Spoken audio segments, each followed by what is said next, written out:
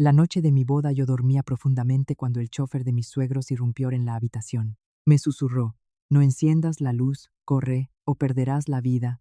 Aterrorizada, obedecí y escapé de una tragedia. El bullicio lejano del lujoso banquete de boda se fue desvaneciendo a mi espalda, disolviéndose en la oscuridad de la ciudad. Nuestra suite nupcial estaba en la tercera planta del palacete. El silencio era tan absoluto que podía oír el tic-tac del reloj en la pared. Yo estaba agotada. El vestido de novia de diseñador, valorado en más de 30.000 euros, había sido cuidadosamente cuitado y doblado sobre el sillón tapizado en terciopelo. Me llamo Lucía, y hoy era el día más feliz de mi vida. Acababa de casarme con Alejandro, el hijo único del presidente del grupo inmobiliario Montoya, Asociados. Tras 2 años de amor apasionado, Alejandro yacía a mi lado. Había bebido demasiado durante la celebración. Sus mejillas lucían sonrosadas, su respiración acompasada impregnada del aroma del vino. Cuando se había dormido, sonreí y le acaricié suavemente la mejilla al hombre que ahora era mi marido. Esa noche me había abrazado delante de todos, diciéndome con voz empañada por el alcohol: «Lucía, gracias por haber llegado a mi vida. Te prometo que serás la mujer más feliz del mundo».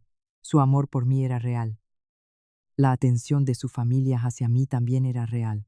Durante 2 años, mi suegra, doña Carmen, una mujer elegante y perspicaz, siempre me había tratado como a una hija.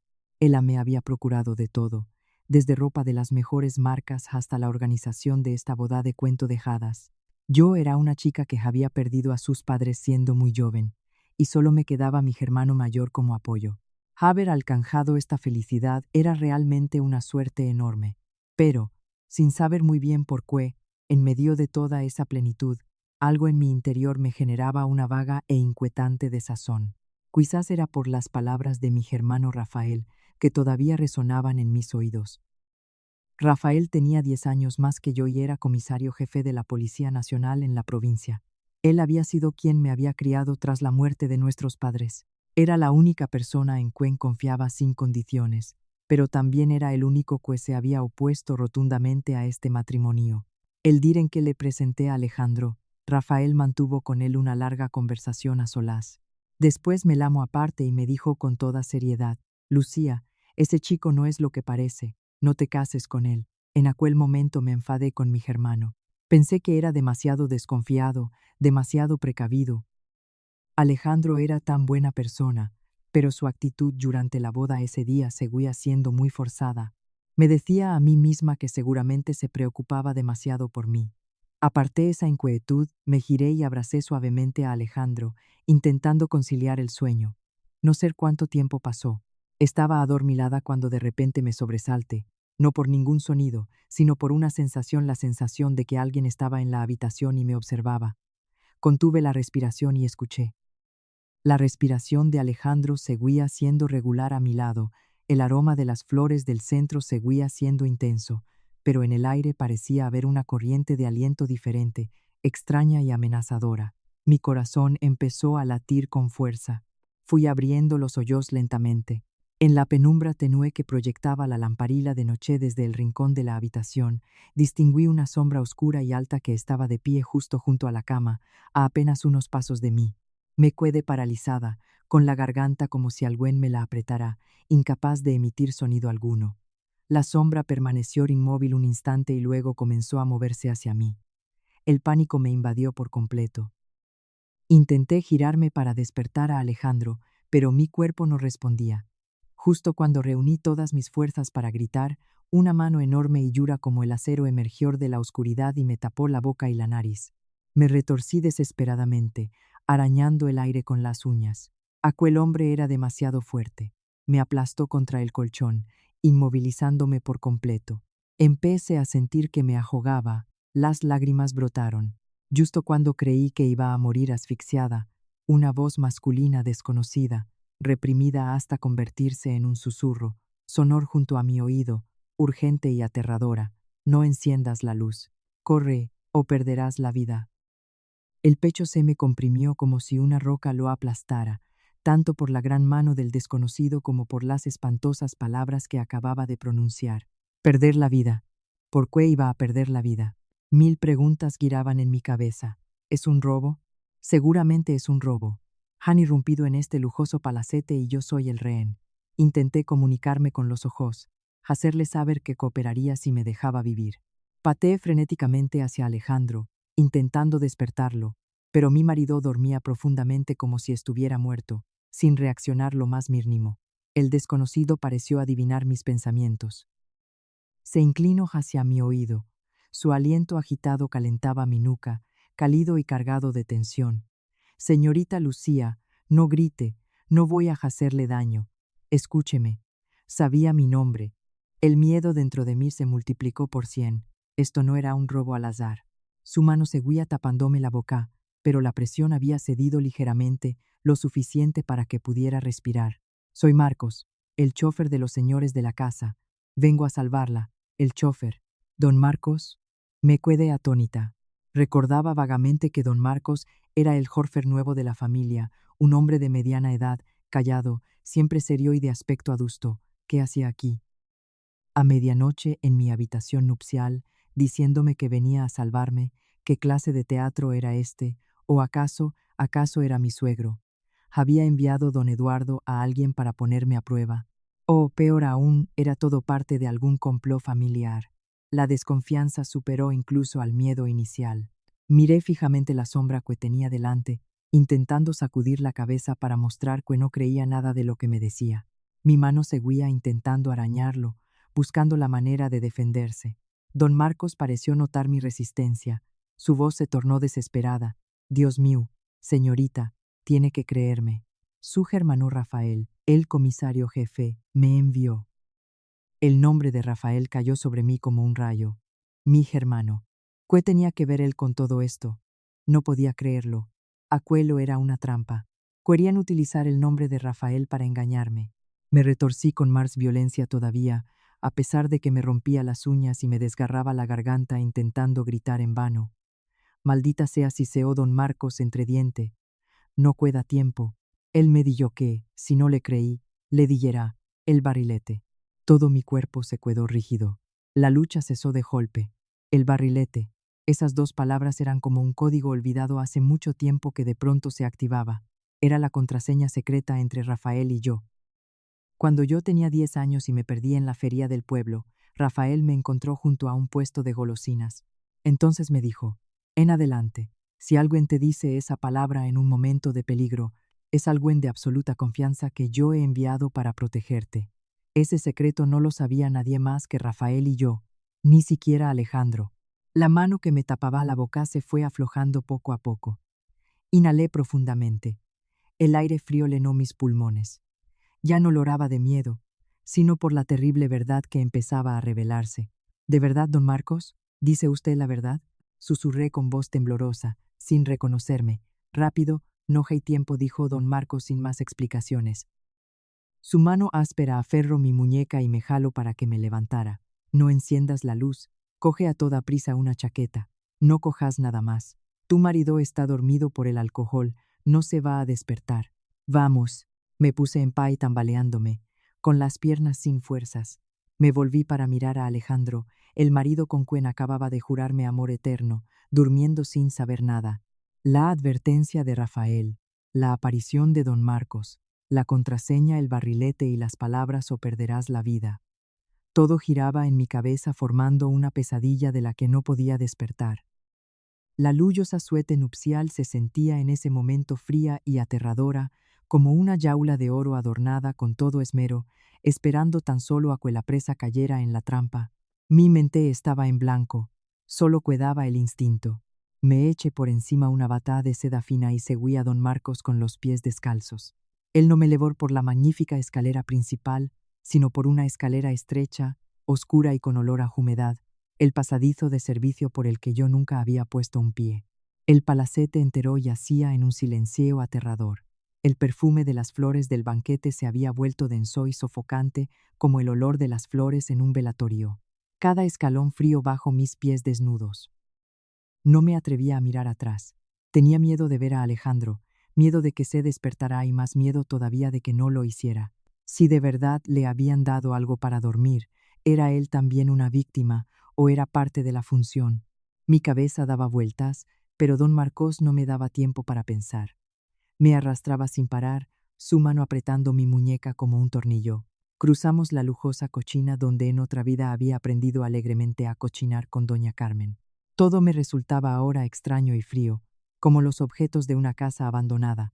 Don Marcos descorrió el pestillo de la puerta trasera con habilidad consumada. Era evidente que lo había hecho muchas veces. Una ráfaga de aire nocturno y gelado me sacudió de arriba abajo. Afuera no había ninguno de los coches de lujo del garaje, sino un automóvil viejo y discreto aparcado en el rincón más oscuro del jardín. Marcos me empujó al asiento trasero y arrancó el motor sin demora. El coche retrocedió suavemente por la salida secundaria, silencioso como un gato, y luego se lanzó hacia la oscuridad de la ciudad. Me volví para mirar el palacete resplandeciente en lo alto de la colina, hermoso como un castillo de cuento. Apenas unas horas antes era mi paraíso, el comienzo de una felicidad para toda la vida. Ahora se me aparecía como una inmensa jaula dorada, una trampa perfecta que acababa de cerrarse. Las lágrimas empezaron a correr por mis mejillas, no de miedo, sino de una desorientación absoluta. Mi felicidad, mi amor, todo no era más que un sueño. El coche condujo durante mucho rato, recorriendo avenidas resplandecientes de luces antes de doblar por calles más pequeñas y oscuras. Nos detuvimos ante un edificio de pisos antiguo, construido hacía décadas. La pintura amarilla de las paredes se desconchaba. La escalera era oscura y olía a una mezcla de comidas. Aquel lugar era el polo opuesto a la suntuosidad del palacete. Don Marcos me condujo al cuarto piso. Sus pasos seguían siendo apresurados. Se detuvo ante una puerta de hierro que tenía manchas de óxido. Lamó según un ritmo muy peculiar. 3 golpes cortos, 2 largos. La puerta se abrió desde dentro de inmediato. Me quedé paralizada, casi sin poder respirar. La persona que estaba detrás de la puerta, la que me miraba con una expresión de dolor y angustia indecibles, era Rafael, mi hermano mayor. «Pasa», Lucía, dijo Rafael con voz grave y ronca. No se parecía en nada al serio comisario jefe ni al germano tenso de mi boda esa misma mañana. En ese momento era solo un germano mayor con cara de cansancio y preocupación. Me jaló hacia adentro. El apartamento era pequeño y muy austero, solo un sofá viejo, un catre plegabel y una cocina pequeña en un rincón. Don Marcos no entró. Arco cerar. Se limitó a asentir hacia Rafael y dijo: «Ya la traje sana y salva, jefe. Tengo que volver antes de que se den cuenta». Rafael asintió y le dio una palmada en el hombro. «Con cuidado». Nada más cerrarse la puerta, las fuerzas me abandonaron. Mis piernas cedieron, caí de rodillas sobre el suelo frío. Todo había ocurrido demasiado rápido, demasiado de golpe, como una película de terror. Rafael solosé aferrándome a sus pies. «¿Qué está pasando? ¿Cómo está Alejandro?» Don Marcos dijo que les habían dado algo. «¿Quién hizo eso? ¿Quién quiere hacernos daño?» Rafael me levantó y me ayudó a sentarme en la única silla. Me sirvió un vaso de agua tibia. Sus manos temblaban ligeramente. Me miró con una expresión tan compleja que yo era incapaz de descifrarla. Guardó silencio un buen rato, como si estuviera eligiendo las palabras, algo muy poco habitual en un hombre tan decidido como él. Lucía dijo al fin, con voz pesada: «Escúchame bien. Las cosas no son como tú crees. Tienes que estar muy tranquila». «No puedo estar tranquila. Dímelo ya. ¿Le ha pasado algo a Alejandro?» Yo seguía aferrada a la imagen de mi marido. En mi cabeza, Alejandro era una víctima igual que yo. Rafael exhaló un largo suspiro, cargado de pesadumbre. A Alejandro no le pasa nada. No le han dado ninguna sustancia. Está dormido porque bebió demasiado en el banquete. El día feliz de su vida. Me quedé de piedra. «No. Imposible. Don Marcos dijo que le habían dado algo».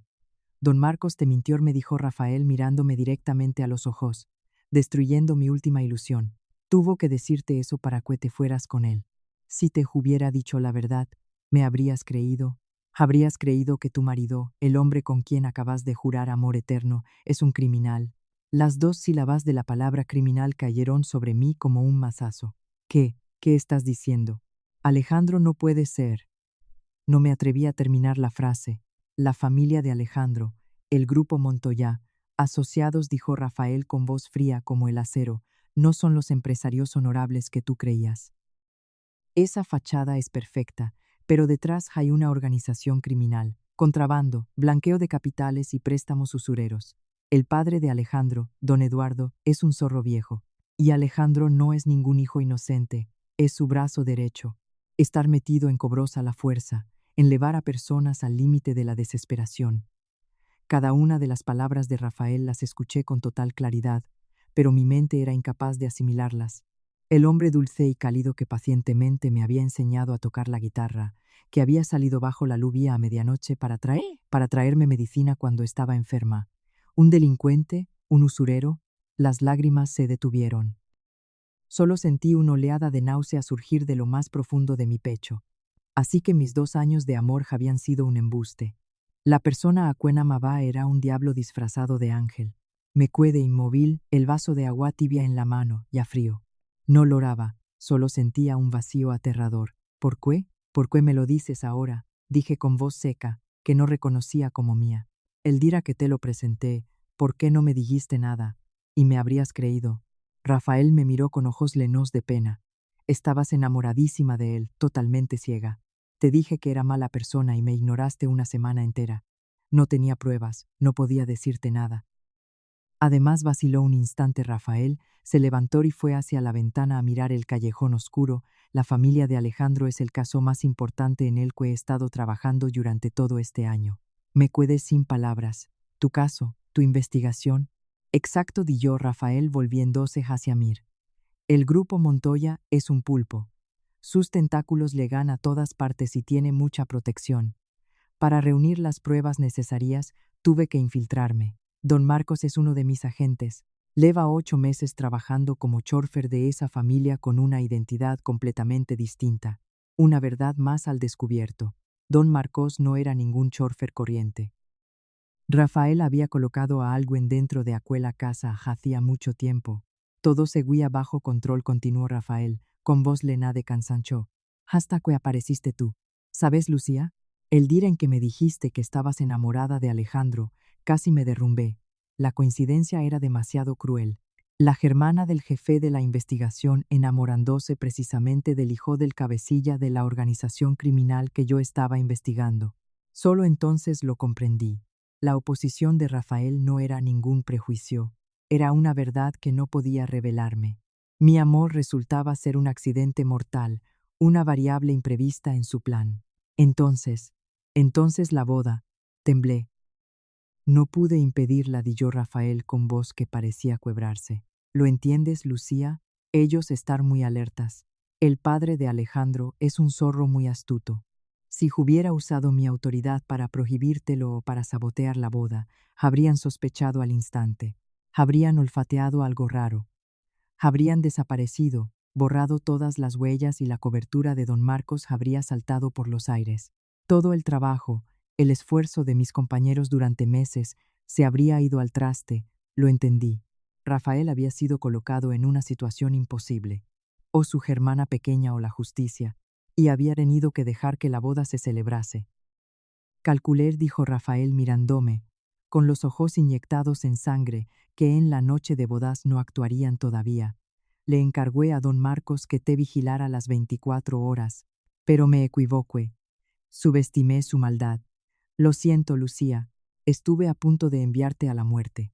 Inclino la cabeza, sus grandes manos se cerraron en puños que temblaban. Por primera vez en mi vida vi a mi fuerte hermano mayor tan impotente. Lo miré. El terror inicial se había transformado en algo distinto, una fría realidad que iba tomando forma. Te equivocaste, repetí sus palabras. No es que no fueran a actuar, es que ya tenían el plan hecho de antemano, ¿verdad? Esta noche, si don Marcos no hubiera llegado a tiempo, ¿qué me habría pasado exactamente? Rafael alzó la vista. Ya no me ocultaba nada. La verdad tenía que salir a la luz, por cruel que fuera. No pensaban matarte directamente, dijo Rafael con voz glacial. ¿Matarte para qué? Además, eres la hermana de un comisario jefe. Tu muerte llamaría demasiado la atención. Te necesitaban viva, pero viva en la deshonra, viviendo una vida peor que la muerte. El plan, según lo que don Marcos me comunicó urgentemente hace unas horas, era una infidelidad en flagrante. ¿Una infidelidad? Fruncí el ceño. ¿Qué quieres decir? Exactamente lo que oyes, dijo Rafael, pronunciando cada sílaba. En tu noche de bodas, cuando estuvieras dormida o quizás después de haberte drogado, meterían a un desconocido en tu habitación, en tu cama, lo tenían todo preparado. Entonces Alejandro y tu suegra, doña Carmen, llegarían con testigos de confianza y os sorprenderían allí, lo filmarían todo. Se me revolvió el estómago. Mis manos comenzaron a temblar. ¿Para qué? Exclamé, sin poder creer lo que acababa de escuchar. ¿Para qué? Rafael soltó una carcajada amarga. Para controlarte, para destruir tu reputación. Piénsalo. La germana del comisario jefe de la Policía Nacional, pillada en flagrante infidelidad en su propia noche de bodas. El escándalo sería mayúsculo. Yo perdería toda credibilidad, todo honor. Y ellos usarían ese escándalo para presionarme, obligarme a hacer la vista gorda en este caso, o, peor aún, a convertirme en su protector. Mi mente daba vueltas. La conspiración era demasiado retorcida, demasiado despiadada. No solo querían hacerme daño a mí. El objetivo final era Rafael. Pero querían algo más, dijo Rafael con ojos ensombrecidos. Doña Carmen te hizo firmar algún documento hace poco. Algo llamado acuerdo prenupcial. Algo se encendió en mi memoria. Recordé, una semana antes, doña Carmen me había llamado a su sala de té privada, donde tenía una mesa y sillas de madera noble carísimas. Me tomó de las manos y me puso en la muñeca una pulsera de piedras verdes preciosas, con el agua de las gemas brillando. Todavía recordaba con claridad lo que me dijo entonces, con voz cálida y afectuosa. Lucía, yo también perdí a mi madre de pequeña y nunca tuve hija. Desde que llegaste aquí, te tengo como a una hija propia. Cuando te incorpores oficialmente a esta familia, quiero que vayas con la cabeza bien alta y que nadie te menosprecie. Me había emocionado hasta las lágrimas en ese momento. Después me entregó un dossier y me explicó que era solo un trámite familiar. Este es el acuerdo de bienes prematrimoniales. No le des más vueltas. Es el padre quien lo ha preparado por precaución, para proteger tu patrimonio. Así tu dinero sigue siendo tuyo, para que nadie pueda aprovecharse de ti. Yo había confiado. Javier confiado absolutamente en aquella suegra tan atenta. Javier firmado aquel montón de hojas sin leer una sola línea. Ahora, al recordarlo, me daba cuenta de lo ingenua que había sido. Ya la firme dije con voz que casi se apagaba. ¿Qué era lo que firmé? Lo sé, exhaló Rafael. Don Marcos consiguió una copia del borrador, pero no llegó a tiempo de evitar que la firmaras. Ese acuerdo contiene una cláusula muy pequeña, en la última página, que doña Carmen había doblado a propósito. Esa cláusula establece que, si eres la parte culpable en el matrimonio concretamente por infidelidad, todos los bienes heredados de tus padres se transferirán automáticamente a tu marido, Alejandro, como compensación por daños morales. Me quedé petrificada. Las dos tramas despiadadas se encajaban ahora entre sí, formando una trampa perfecta. La escena de la infidelidad, en la noche de bodas no solo, iba a destruir mi honra, y la carrera de Rafael, era la clave, el detonante que haría entrar en vigor esa cláusula. Iban a hundirme en la deshonra y luego robarme legalmente todo el patrimonio que mis padres me habían dejado. 2 años de amor dulce. Una boda de cuento con la que muchos habrían soñado. En realidad no era más que una trampa calculada hasta el último detalle para transformarme de novia feliz en culpable que lo pierde todo, su honor, su familia y su dinero. Me quedé encorvada en aquella silla dura. El frío del suelo de cemento me trepaba por las piernas, atravesando la fina tela del camisón. Seguía intentando digerir aquel plan monstruoso. ¿Pero para qué, Rafael? Le pregunté alzando la vista, con la voz ronca, sin lágrimas ya que derramar. Solo para mancharme a mí, solo para presionarte a ti. ¿Vale la pena montar semejante función? Rafael suspiró. Su mirada me dedicó una expresión llena de lástima, la de un adulto que debe explicarle una verdad cruel a un niño. Lucía, tu reputación y mi carrera son solo el primer paso. El objetivo final de todo esto nunca fue eso. El objetivo final es el dinero. ¿El dinero? Fruncí el ceño. ¿Qué dinero? ¿Qué tengo yo? Me detuve en seco. Pensé en la herencia que mis padres me habían dejado. Un piso en el centro de la ciudad y un capital en ahorros y acciones nada desdeñable, suficiente para que yo viviera cómodamente el resto de mi vida sin depender de nadie. Rafael vio en mi cara que lo había entendido. Me habló con calma. Doña Carmen te hizo firmar ese acuerdo prenupcial. Una cláusula muy pequeña, en la última página, que él la había doblado a propósito. Si eres culpable de infidelidad en el matrimonio, todo tu patrimonio heredado de tus padres se transfiere automáticamente a Alejandro como compensación por daños morales. Me desplomé de nuevo en la silla. Ellos no solo querían destruir mi reputación y arruinar la carrera de mi hermano, también querían robarme descaradamente todo lo que mis padres me habían dejado. 2 años de amor dulce, una boda de ensueño que millones envidiarían. Todo no era más que una trampa minuciosamente calculada para convertirme de novia feliz en culpable que lo pierde todo: el honor, la familia y el dinero. Estaba encogida en la silla dura. El frío del suelo de cemento me subía por las piernas, filtrándose a través del fino camisón.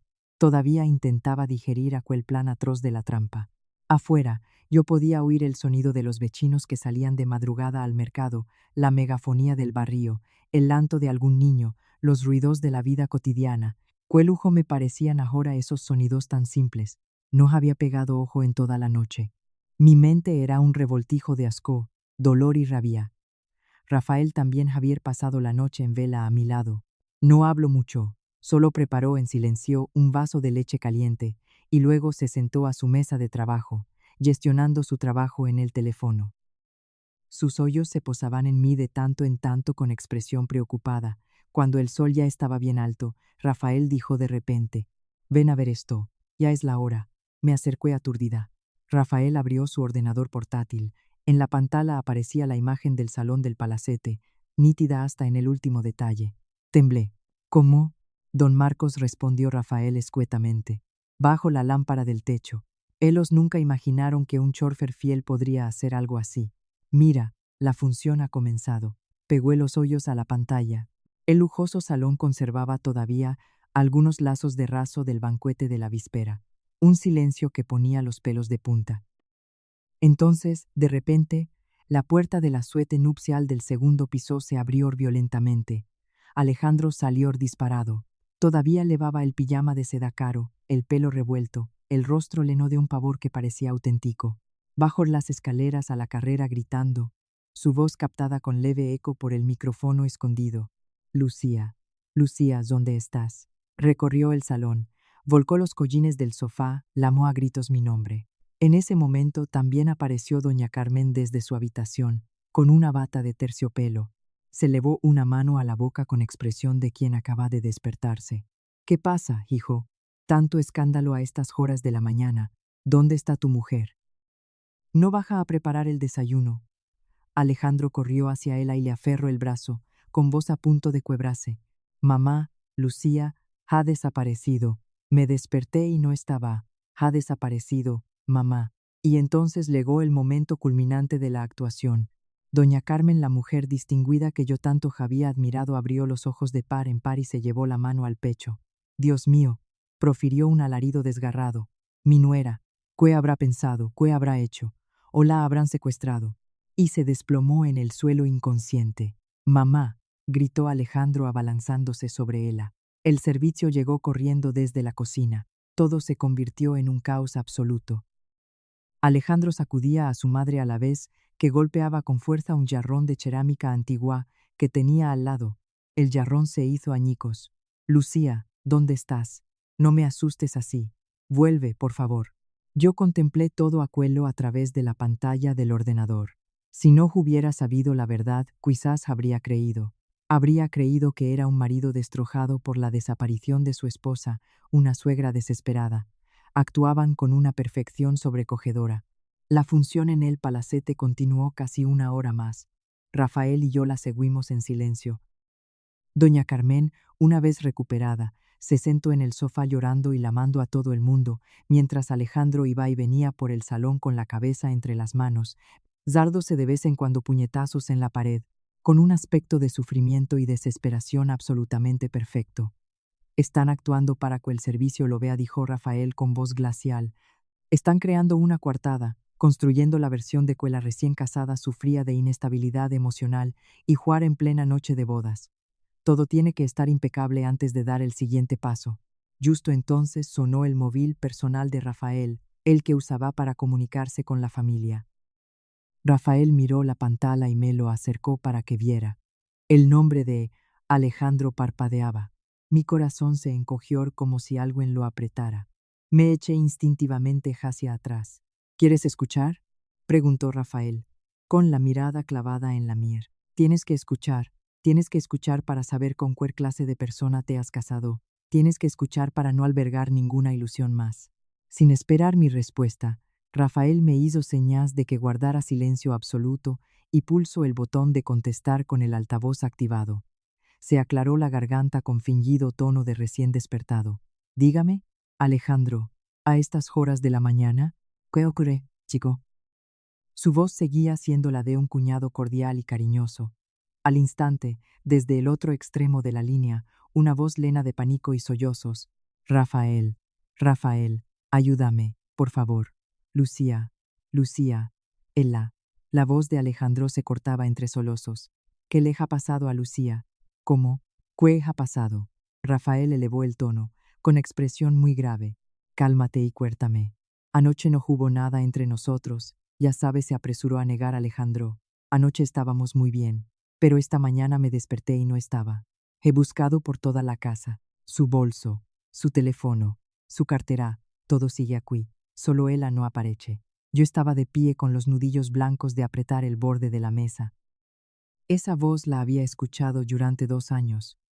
La había creído la más cálida del mundo, pero ahora, oyéndola por el altavoz, solo me ponía la piel de gallina. Actuaba con una maestría impresionante.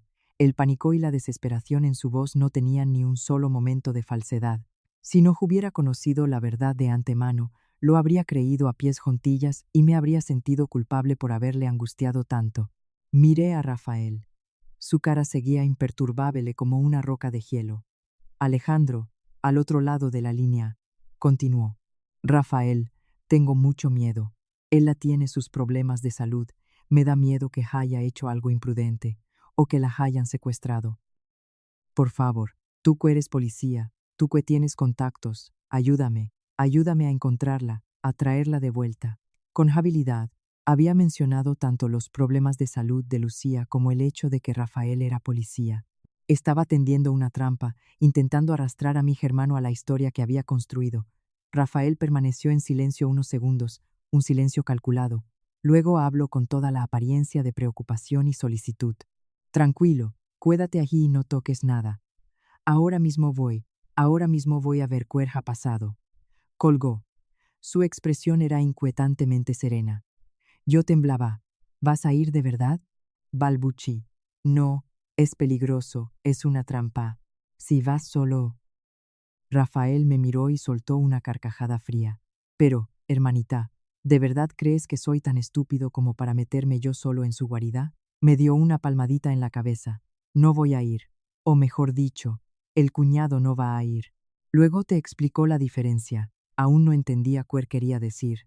Rafael se sentó, se sirvió otro vaso de agua. ¿Para qué me llaman? Para que vaya allí como familiar, en estado de pánico. Me llenarán de lloros y lamentos. Me presentarán la historia de que Lucía está inestable y se escapó. Quieren que yo confirme esa versión y la dé por buena ante todos. Quieren que participe en la obra de teatro de buscar a mi hermana desaparecida. Empecé a entenderlo. Quieren que tú también te creas que me fui por mi propio pai. Exacto, asintió Rafael. Si yo, siendo comisario jefe, también lo creo así, entonces cuando lancen el video del escándalo que creen que tienen, dirán que tú, de pura vergüenza, hiciste una locura o te escapaste. Todo quedaría perfectamente cerrado. Así se quedan con tu patrimonio y me neutralizan a mí de un solo golpe. Rafael se puso en pie y tomó el teléfono de seguridad del servicio, un aparato negro de línea directa.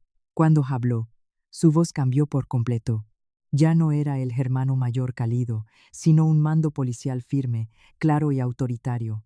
Aquí el comisario Reyes. Sala de operaciones. Comuníqueme al inspector encargado del turno. Acabo de recibir aviso de una posible desaparición grave en el número Jaimuitam del Paseo de Montoya. La víctima es Lucía García Reyes, 26 años de edad. Sí, mi propia hermana. Hizo una breve pausa y luego continuó con voz de mando. Considero que esto no es una desaparición simple. Podría tratarse de un secuestro o de un delito mayor. Ordeno que se desplace de inmediato el equipo de investigación criminal, el equipo de inspección ocular, coordinados con la policía local, para acordonar el palacete, registrar cada rincón y tomar declaración a todas las personas presentes, en especial a Alejandro Montoya y a la señora Carmen Vidal. Sin omitir ningún detalle, esto es una orden, colgó. Yo estaba paralizada, ya lo comprendía. Ellos querían montar una escena familiar. Rafael la Javira convertido en una investigación penal de primer nivel. Ellos querían ocultar. Rafael mandaba gente a revolver todo. Ese era su contragolpe. Rafael me atrajo de vuelta hacia la pantalla del ordenador. Ahora sí, siéntate a ver el espectáculo, Germanita. Pegamos los ojos a la pantalla. Alejandro y doña Carmen seguían representando su función con plena entrega en el salón. Alejandro paseaba de un lado a otro, arándose de los pelos. Miraba de vez en cuando hacia la puerta, sin duda esperando la llegada del cuñado. Entonces, de repente, por la verja principal del palacete que la cámara alcanzaba a ver no apareció el coche particular de Rafael, sino dos coches patrulla que entraron a toda velocidad, con las sirenas a todo volumen. A través de la pantalla vi claramente cómo Alejandro, que estaba junto a la ventana, se quedaba petrificado. Doña Carmen, que se había desplomado débilmente en el sofá, brincó hacia arriba como un resorte. El gesto en su cara pasó del dolor a un pánico incontenible. El guión se les estaba escapando de las manos. Todo ocurrió exactamente como Rafael había predicho. Los coches patrulla con las luces parpadeantes destruyeron por completo el silencio y el escenario que madre e hijo se habían esforzado en construir. Vi con claridad cómo Alejandro abandonaba la ventana y vallaba precipitadamente al vestíbulo, con una expresión que ya no era de sufrimiento sino de confusión y desconcierto incontrolable. Corrió hacia la entrada principal y se plantó ante el grupo de policías que entraba. A través del micrófono escondido se escuchaba con leve eco pero con nitidez suficiente. Oigan, ¿qué hacen? ¿Quién les ha dado permiso para entrar? Alejandro había perdido su habitual compostura. Un agente de paisano, que parecía ser el jefe del equipo, sacó con calma una hoja de papel. Tenemos una orden de inspección urgente. Hemos recibido aviso de una posible desaparición grave con indicios de delito penal en este domicilio.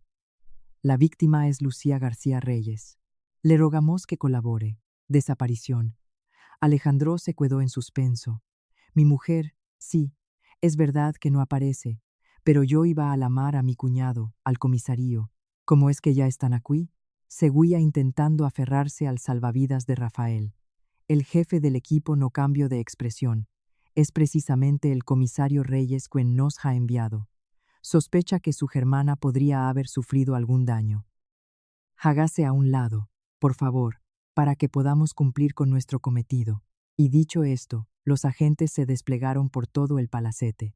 Vi cómo subían las escaleras hacia la que había sido nuestra suite nupcial. Otro grupo entró en la cocina, otro al jardín. Doña Carmen, que por fin había recobrado el conocimiento, bajó tambaleándose de las escaleras. Ya no lloraba. Su cara era blanca como el papel. Señores, ¿qué están haciendo? Temblor. Esta es mi casa privada. Mi marido es el presidente del Grupo Montoya. Ustedes no tienen ningún derecho. Señora, estamos en el cumplimiento de nuestro deber, dijo el jefe del equipo con la misma calma de antes. Les rogamos a usted y al señor Alejandro que tomen asiento. Necesitamos tomarles declaración de inmediato. ¿Cuándo fue la última vez que vieron a Lucía García Reyes? ¿Con quién estuvo antes de desaparecer? ¿Tenía algún conflicto con alguien? Alejandro y doña Carmen fueron obligados a sentarse en el sofá, justo delante de la cámara escondida. Las caras de ambos habían perdido hasta la última gota de sangre. Se miraron de reojo. En esos ojos había un terror absoluto. Su guión era que la novia se había escapado. Pero ahora la policía estaba investigando en la dirección de secuestro o delito mayor. Ya no controlaban la situación. Justo entonces volvió a sonar el móvil de Rafael. Era Alejandro otra vez. Esta vez, cuando Rafael activó el altavoz, Alejandro no loraba, rugía, con una furia incontrolable y fuera de control. ¿Qué diablos estás haciendo? ¿Por qué has mandado a la policía a mi casa? ¿Quieres hacer un escándalo? ¿No te importa la reputación de tu hermana? Rafael respondió con toda la apariencia de preocupación y urgencia. Alejandro, cálmate, Yo también estoy desesperado. Te llamé y no cogías el teléfono. Mi hermana ha desaparecido. Soy su hermano. No puedo quedarme de brazos cruzados. Tenía que usar todos los recursos a mi alcance. Tranquilo, he mandado a los mejores. Colabora con ellos. Te ayudarán a encontrarla pronto. No te preocupes. Colgó sin dejarle añadir una sola palabra. Lo miré con una mezcla de extrañeza y admiración. Había calculado todo. Había puesto a madre e hijo en un callejón sin salida. Ellos querían jugar a la drama familiar. Rafael usó la ley. Ellos querían encubrirlo todo.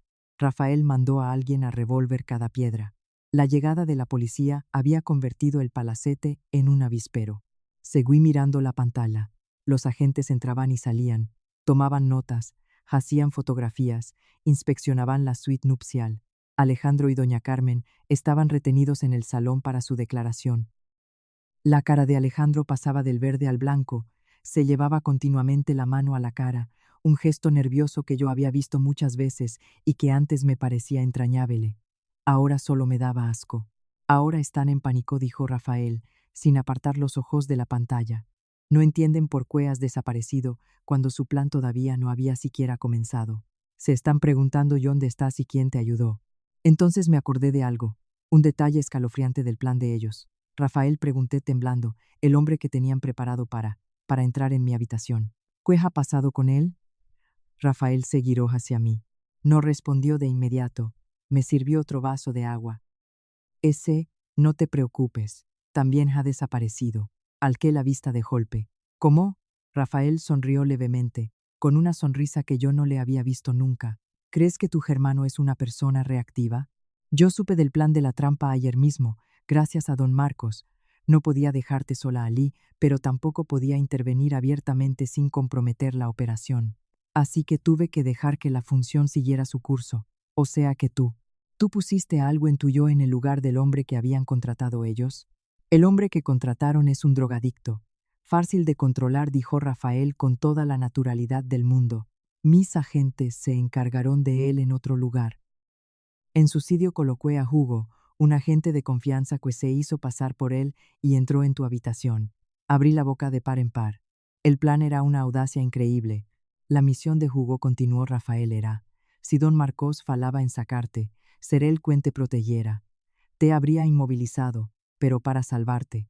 Y en cuanto don Marcos te sacó sana y salva, Hugo también se retiró de inmediato por la salida de emergencia. Desapareció al mismo tiempo que tú. Ahora lo entendía todo. Rafael lo había previsto hasta el peor escenario. Entonces ahora dije, con la mente volviendo a funcionar, no solo les falta la novia, también les falta el hombre de la trampa. Exactamente, asintió Rafael, con un brillo perspicaz en los ojos. Ahora sí que están realmente en pánico. No pueden explicarle a la policía que mi mujer ha desaparecido y que el hombre que contratamos para tenderle una trampa también ha desaparecido. ¿Lo entiendes? Se han enredado en la trampa que ellos mismos habían tendido. Solté una carcajada torcida mezclada con lágrimas, ante la crueldad de ellos y la meticulosidad de mi hermano. Alejandro y doña Carmen quedaban atrapados en su propia casa. No podían decir la verdad, pero tampoco podían inventar ninguna mentira coherente. La policía estaba revolviendo todo en busca de una víctima secuestrada. Estaba haciendo exactamente lo que Rafael quería, investigando a los propios autores. Todo ese día, el palacete de la familia Montoya estuvo bajo la vigilancia policial. Rafael y yo permanecimos en el piso franco siguiendo cada movimiento. Alejandro y doña Carmen fueron interrogados varias veces. Sus caras pasaron del miedo al cansancio y de este a la rabia contenida, sin poder explotar. Tenían que seguir representando el papel de víctimas que han perdido a su ser querido, colaborar con la policía, mientras ellos mismos eran las bestias acorraladas contra la pared. Al anochecer, la policía redujo su presencia y dejó solo a unos guardias en la entrada. Todo parecía haber entrado en una calma provisional. Yo también estaba exhausta y me quedé dormida en el catre. Cuando me desperté, ya casi anochecía. Rafael seguía ahí, delante del ordenador, pero la pantalla ya no mostraba la cámara. Mostraba páginas y páginas de redes sociales. Ya estás despierta. Come un poco de arroz con caldo. Lo acabo de hacer. Rafael señaló una ola. No sé cocinar muy bien, pero algo es algo. Sostuve el cuenco caliente entre las manos y sentí calor. Hacía mucho tiempo, desde que murieron nuestros padres, que no sentía que mi hermano me cuidaba así. Pero sabía que la situación no era tan sencilla como aquel cuenco de caldo. ¿Qué estás mirando, Rafael? Rafael no se volvió, di yo con voz más grave. Han empezado a jugar sucio, Lucía. No pueden usar la clarina, así que están usando los medios. Rafael giró la pantalla del ordenador hacia mí. Era una página de Facebook, una de esas páginas de cotilleos y escándalos con cientos de miles de seguidores. Una publicación acababa de ser anclada hacía menos de una hora con un titular sensacionalista. El heredero del Empire Montoya se casa, y su propia cuñada acaba siendo arrestada por el germano policía que nunca quiso esta boda. La publicación contaba una historia melodramática sobre cómo Lucía García y Alejandro se amaban con locura, pero el hermano de Lucía, el comisario Reyes, se había opuesto con todas sus fuerzas. El motivo que alegaban era que Rafael quería casar a su germana con otra familia, una familia con contactos que le ayudara a ascender en su carrera. A pesar de la oposición, Lucía y Alejandro habían seguido adelante. La boda había sido el final perfecto, pero en plena noche de bodas, el hermano autoritario había mandado a alguien a llevarse a su hermana a la fuerza, destrozando a la pareja. La publicación incluía fotos robadas de la boda, Lucía y Alejandro sonriendo felices, y una foto de Rafael de expresión seria en un rincón del salón. Ya había miles de comentarios. Pero en qué época vivimos, que un hermano manda como si fuera el señor feudal. Pobres los novios, qué guapa pareja. Lástima. Seguro que el germano tiene miedo de que si su germana se casa con un rico ya no lo mantenga a él. Comisario que abusa de su cargo, que lo investiguen. Lo leí con las manos temblando. ¿Cómo pueden mentir de esta manera tan descarada? Medios de comunicación basura, Lucía dijo Rafael, no necesitan la verdad. Solo necesitan una historia impactante que encienda a la gente. Quieren convertirme a mí, de alguien que cumple con su deber, en un abusón autoritario. Quieren usar la opinión pública para presionarme. Lo entendí. Estaban intentando darle la vuelta a la situación. Querían transformar a Rafael de investigador en investigador. Si la opinión pública se tragaba esa historia, la reputación de Rafael sufriría gravemente. Sus superiores se verían obligados a intervenir. Y en ese caso, la operación de Rafael podría ser suspendida. Era una jugada de maestros y de una crueldad sin límites. A la mañana siguiente, cuando yo todavía no me había recuperado del impacto de aquellos insultos en las redes sociales, Rafael me mostró algo todavía más grave. Han empezado el acto principal, dijo. Abrió un enlace de livestream. En la pantalla apareció el salón del palacete, pero no la imagen de la cámara escondida de don Marcos, sino la imagen de una cámara profesional. Doña Carmen, mi suegra, estaba sentada en una silla de ruedas. Me quedé sin palabras. Una silla de ruedas. Si ella se movía con total normalidad. En la pantalla, doña Carmen parecía irreconocible. Sin maquillaje, el cabello que siempre llevaba recogido con elegancia ahora suelto y con las canas al descubierto, vestida con una bata vieja y raída, los ojos hinchados de tanto llorar, sosteniendo entre las manos la foto de boda de Alejandro y Lucía. Sentado junto a ella, Alejandro, con la cara macilenta y la barba de varios días sin afeitar, le daba con ternura cucharadas de sopa. Una periodista de algún canal de entretenimiento estaba sentada enfrente de ellos, con voz lena de compasión. Señora, ¿podría calmarse un poco y contarle a la audiencia qué era ocurrido en su familia? Doña Carmen alzó la vista. 2 hileras de lágrimas le corrían por las mejillas. Sacudió la cabeza con voz débil y temblorosa. Ya no sé nada, señorita. Estoy destrozada. Mi nuera, Lucía, para mí era como mi propia hija. La quería tantísimo, pobre huérfana. Empezó a solozar. Alejandro la abrazó. Mamá, mamá, no llores más, cuídate. Cuando Lucía vuelva y te vea así, se va a partir el corazón.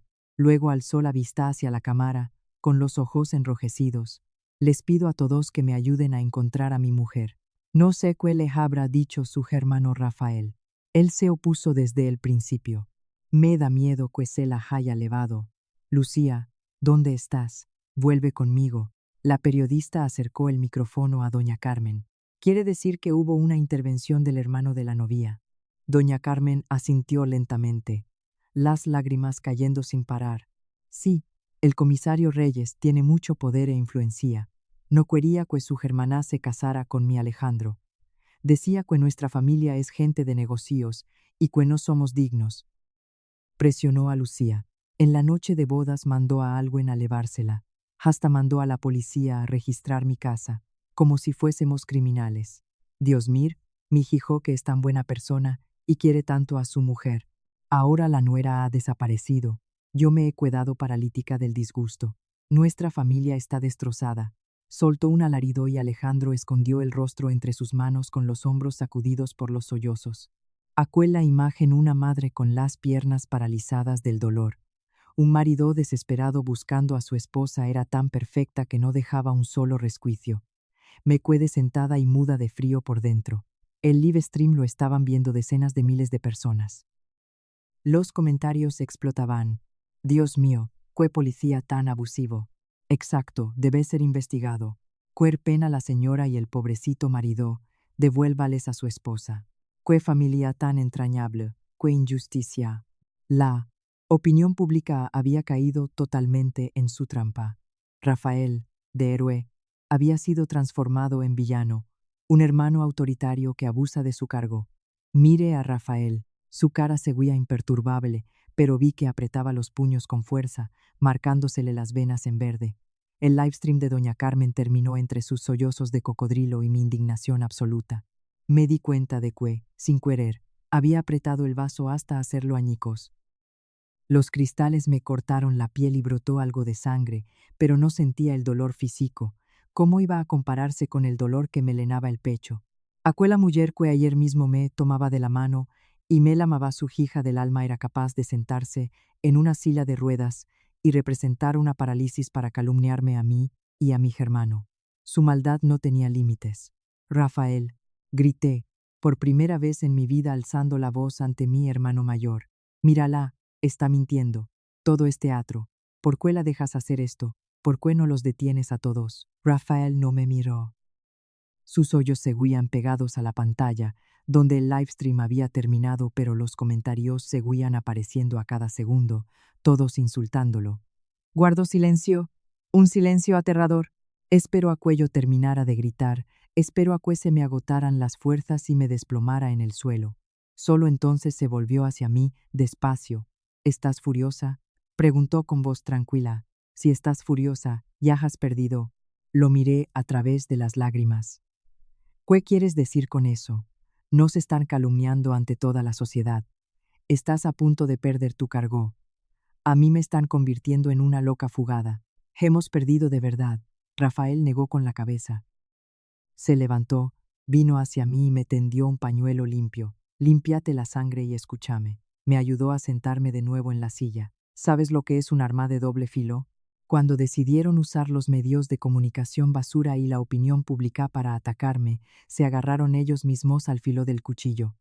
Todavía no lo entendía. Rafael se sentó enfrente de mí. Su calma fue apaciguando poco a poco mi agitación. Cuanto más trágico sea su teatro, cuanto más lastimosa sea doña Carmen en su silla de ruedas, cuanto más perfectas sean las lágrimas de Alejandro, mayor será el batacazo cuando la verdad salga a la luz. Lucía. Ellos se han subido voluntariamente a un gran escenario, creyendo que son los directores. Pero han olvidado que entre el público no hay solo gente crédula. El público también incluye a la ley. Empecé a comprender. Rafael no estaba siendo pasivo, estaba esperando. Esperando que se actuaran solos, esperando que se elevaran a sí mismos a la cima de la conmiseración pública. Ellos querían usar la opinión pública para presionar a mis superiores, continuó Rafael. Y lo han conseguido.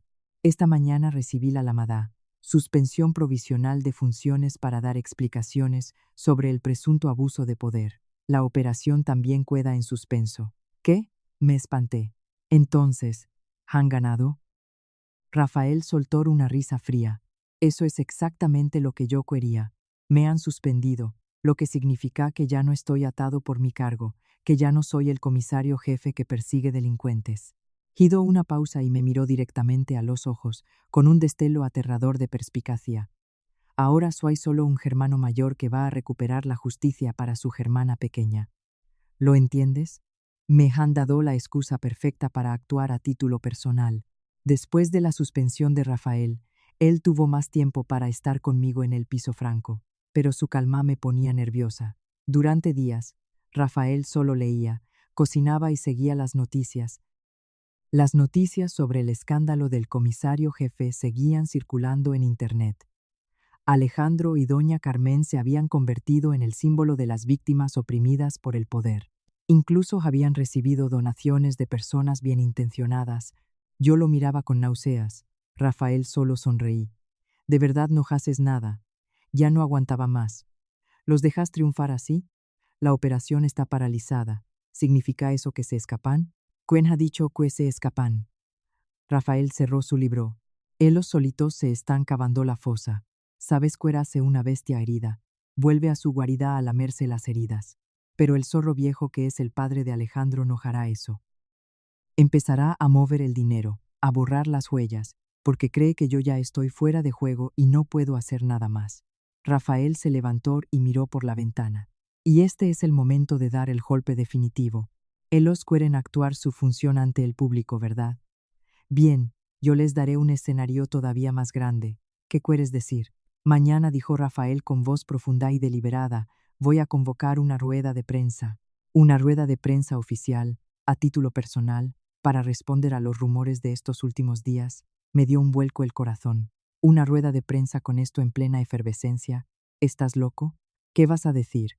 ¿A pedirles disculpas? ¿A defenderte?» «¿Quién te va a creer ahora? Yo no voy a defender nada, Lucía». Rafael se giró hacia mí y puso las manos sobre mis hombros. Sus ojos me miraron con plena determinación. «Voy a dejar hablar a quien tiene que hablar». «¿A ti? ¿A mí?» Retrocedí un paso, boca abierta. «No, no puedo. ¿Qué voy a decir yo ahí? Que mi marido me tendió una trampa, que mi suegra simuló una parálisis. ¿Quién me va a creer? Dirán que estoy loca, como ya están diciendo. No tienes que decir mucho, Lucía». La voz de Rafael sonaba suave pero con un peso inmenso. «Esto ya no es solo tu problema ni el mío. Ellos han usado los medios de comunicación para atacar el honor de toda una institución. Yo, como miembro de la policía, aunque esté suspendido, tengo que dar la cara. Y tú, como víctima, eres la única que puede decir la verdad en primera persona». Rafael me llevó de vuelta a la silla. «Piénsalo. Si ahora guardamos silencio, ¿qué pasará? La etiqueta de novia inestable que huyo de su boda se te pegará de por vida. La operación de Rafael quedará congelada para siempre. Esos criminales vivirán tranquilamente disfrutando del dinero que te han robado y seguirán sembrando el mal. ¿Quieres eso?» Guardé silencio.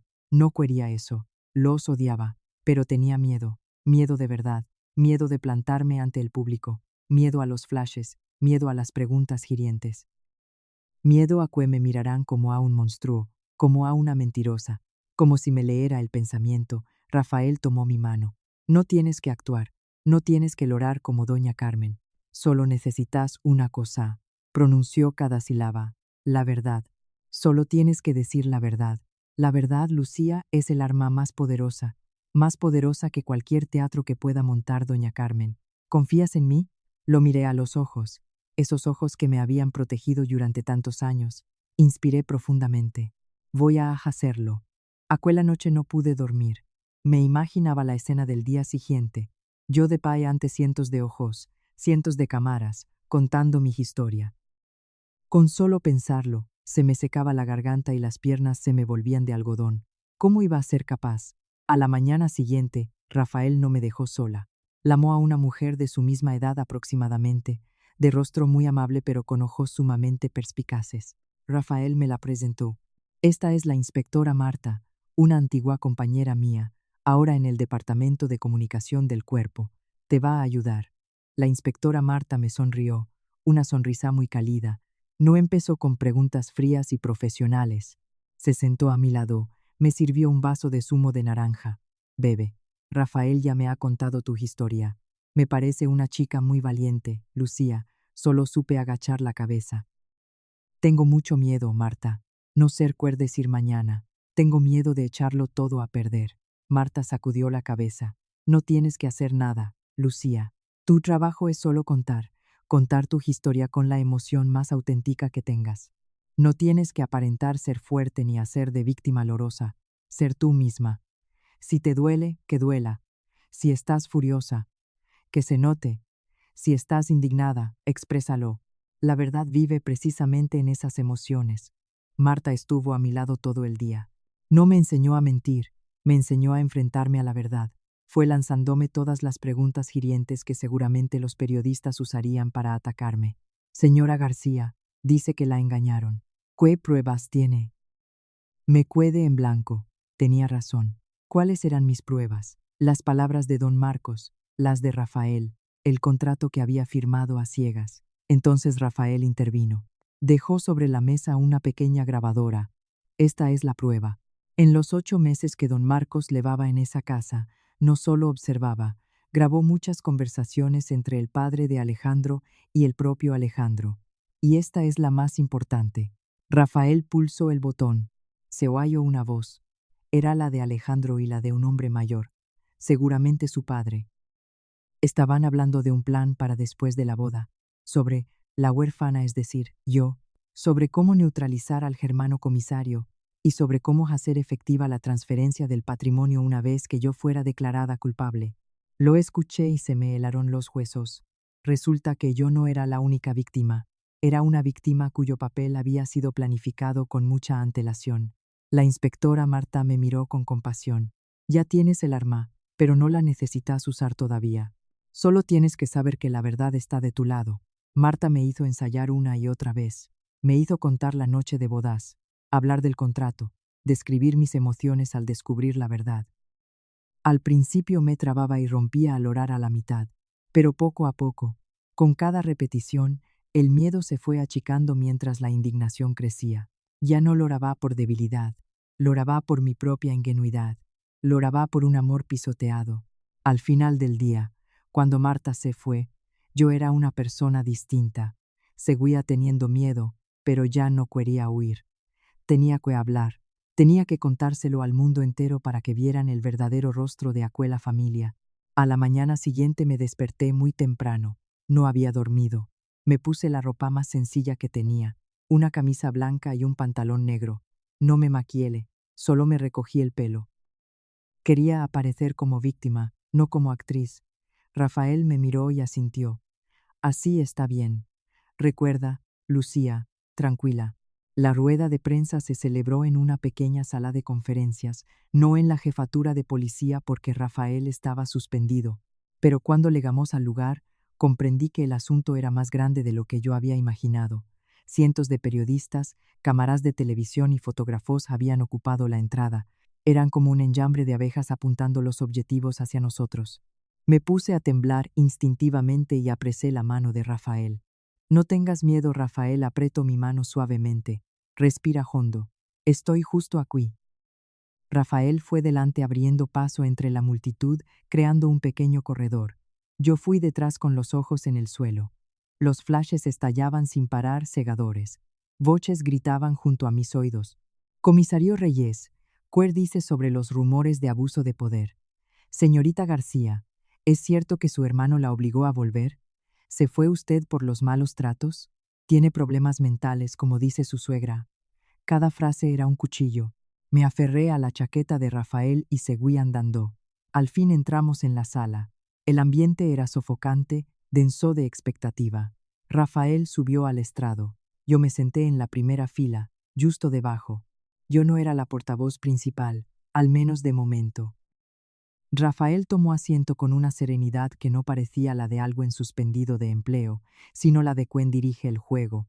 Golpeó suavemente el micrófono y la sala entera quedó en silencio al instante. Gracias a todos los medios de comunicación por su presencia, comenzó Rafael con voz grave, clara y llena de autoridad. Estos últimos días circulan en las redes sociales muchas informaciones sobre mí y sobre mi familia. Mucha gente dice que abusé de mi cargo, que me comporté de manera autoritaria, que destrocé la felicidad de mi hermana. Hizo una pausa y recorrió la sala con la mirada. Hoy convoco esta rueda de prensa no como comisario jefe, sino como hermano mayor. Sí, estoy suspendido provisionalmente para dar explicaciones sobre esos rumores. Los periodistas empezaron a murmurar. Sin embargo, continuó Rafael con voz que se volvió de acero, esos rumores no solo afectan a mi honor personal, están relacionados con un caso. con una operación policial contra el crimen organizado en la que yo y mis compañeros hemos llevado trabajando un año entero. La sala volvió a quedar en un silencio sepulcral. Un caso, crimen organizado, aquello ya no era un drama familiar. Un periodista levantó la mano. Señor Reyes, ¿puede ser más preciso? ¿Qué relación tiene ese caso con la desaparición de su hermana? Rafael miró directamente a la cámara principal. Lo que le ha pasado a mi hermana no es ningún rumor, ni tampoco una huida por inestabilidad emocional. Hizo una pausa. Toda la sala contuvo la respiración. Es parte de ese caso. Mi hermana es la víctima. Y para aclarar todo, para responder ante la opinión pública quién es el verdadero mentiroso, quién el verdadero abusador de poder y quién el verdadero delincuente, les presento al testigo más importante y también a la víctima de este caso. Mi hermana, Lucía García Reyes. Rafael se giró hacia mí y asintió con la cabeza. Todas las cámaras, todas las miradas se volcaron sobre mí al mismo tiempo. La inspectora Marta, sentada a mi lado, me puso la mano sobre el brazo. Es tu momento, Lucía. Adelante. Inhalé profundamente. Me levanté y salí de las sombras hacia la luz deslumbrante del escenario. Cada paso sobre el entarimado resonaba con un golpe seco, que era como el latido acelerado de mi propio corazón. Los flashes estallaban sin cesar, convirtiendo la sala en una tormenta de luz blanca y cegadora. Tuve que entornar los ojos buscando un punto de apoyo en ese espacio extraño, y encontré a Rafael, que estaba justo abajo, con los brazos cruzados mirándome, sin sonreír, solo asintiendo una vez. Ese gesto me bastó. Inhalé una vez más. El olor a polvo del viejo moquete y al sudor de la multitud me llegó a la nariz. Puse la mano sobre el micrófono. Estaba gelado. Buenos días a todos, empecé. Mi voz temblaba, era tan débil que casi no me reconocía. La sala entera quedó en silencio al instante. Cientos de ojos clavados en mí. Me aclaré la garganta. Un segundo intento. Buenos días a todos.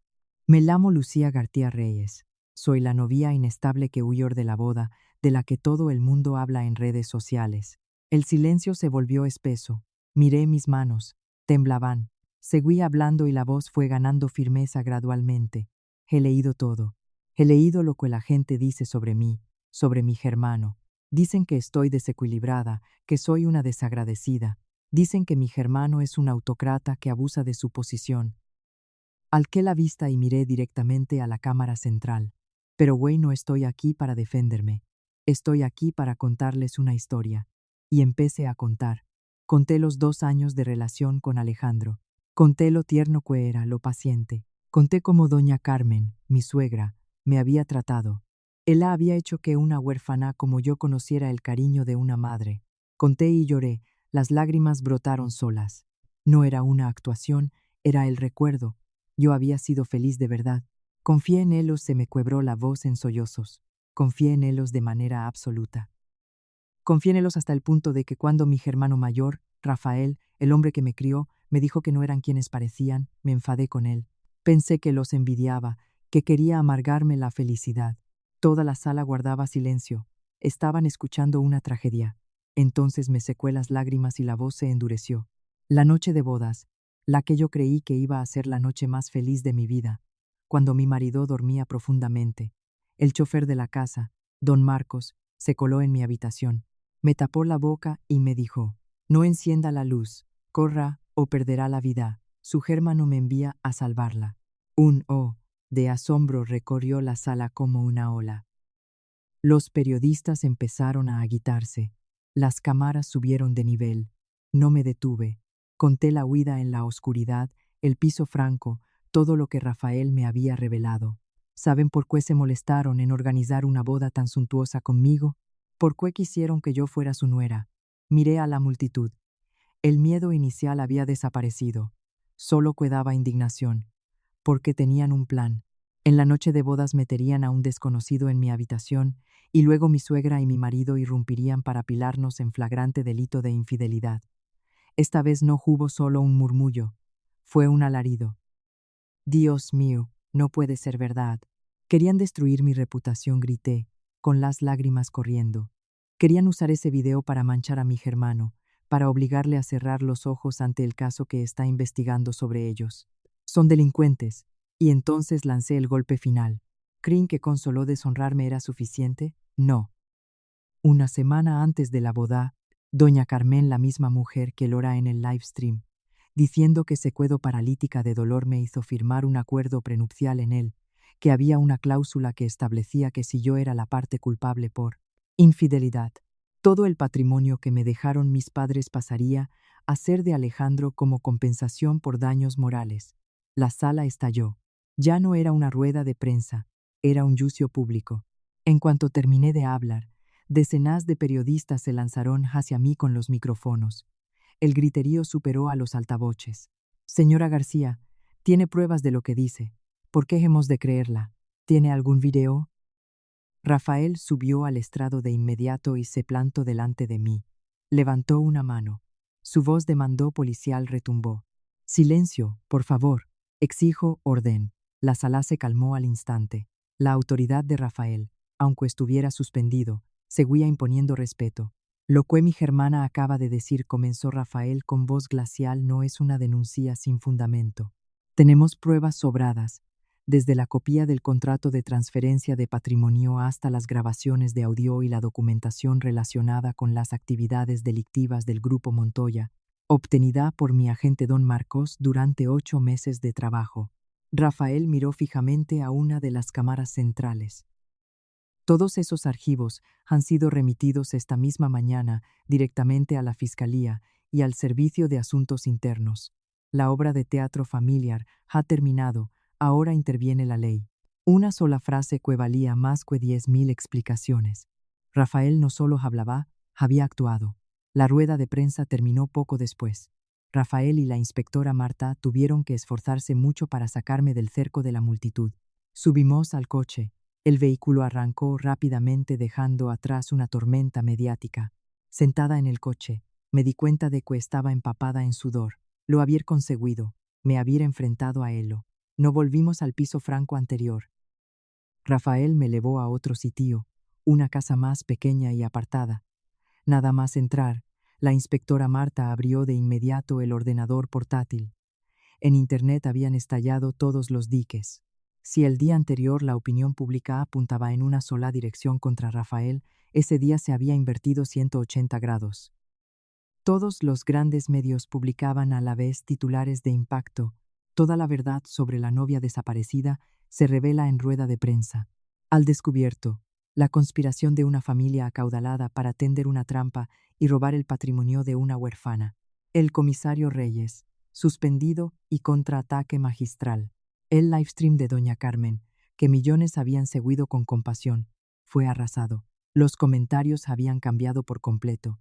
En lugar de pobre señora, que se recupere pronto, ahora había actriz del año, aquí mismo. Esa señora en silla de ruedas que salta más rápido que un atleta en cuanto llega la policía. Pedimos que se devuelvan todas las donaciones a esta estafadora. Asco de familia. El marido tiende una trampa a su propia mujer. La madre, fingiendo una parálisis, son la pareja perfecta. Su teatro había sido desenmascarado de la manera más humillante posible. Habían querido usar los medios para destruirnos, y ahora eran ellos los que estaban siendo destrozados por esa misma arma. Observé los comentarios y sentí una satisfacción que me subía desde adentro. Pero Rafael no la sentía. Seguía con el ceño fruncido mirando la pantalla. ¿Qué pasa?, pregunté. Hemos ganado, ¿no? Hemos ganado la opinión pública, Lucía, dijo Rafael. Su voz seguía siendo muy pesada, pero el verdadero zorro, el padre de Alejandro, don Eduardo, todavía no ha dado la cara. Doña Carmen y Alejandro son solo los títeres. Él es quien maneja los hilos. Señaló la pantalla. Fíjate. De principio a fin de la rueda de prensa, ningún movimiento del Grupo Montoya. Silencio total. Ese silencio es el más aterrador de todos. Un animal herido, acorralado, cuejará, contraatacará. Las palabras de Rafael me cayeron como un jarro de agua fría, apagando el pequeño fuego de alegría que había empezado a arder en mí. Cierto. El verdadero zorro viejo, don Eduardo, el padre de Alejandro, no había aparecido en ningún momento. Durante los 2 años que yo había salido con Alejandro, solo lo había visto unas pocas veces. Siempre aparentaba ser un padre tranquilo y discreto, delegando todo en su mujer e hijo. pero según lo que me había contado Rafael, era él el cerebro de toda la organización criminal. Doña Carmen y Alejandro, por muy crueles que fueran, no eran más que sus marionetas. El silencio del grupo Montoya se prolongó hasta la tarde, sin ninguna declaración, sin ningún movimiento de réplica. Como un submarino que se hundiese en el fondo del mar mientras en la superficie rugía la tormenta. ¿Qué están haciendo? Me impacientaba yendo de un lado a otro. Limpiando pruebas, dijo Rafael sin apartar los ojos de la pantalla de su portátil. Esta vez no era la pantalla de los medios de comunicación. Rafael había vuelto a abrir la imagen de la cámara escondida del palacete. Creí que la policía ya se había retirado, me sorprendí. El equipo de inspección ocular, sí, pero los ojos no. Rafael dijo, necesito saber qué hacen cuando ven la rueda de prensa. En la pantalla, el salón del palacete estaba vacío y en un silencio inquietante. Pero entonces la puerta del despacho de don Eduardo, una habitación a la que yo nunca había tenido permiso de entrar, se abrió de repente. Apareció don Eduardo, completamente diferente del hombre amable que yo había conocido.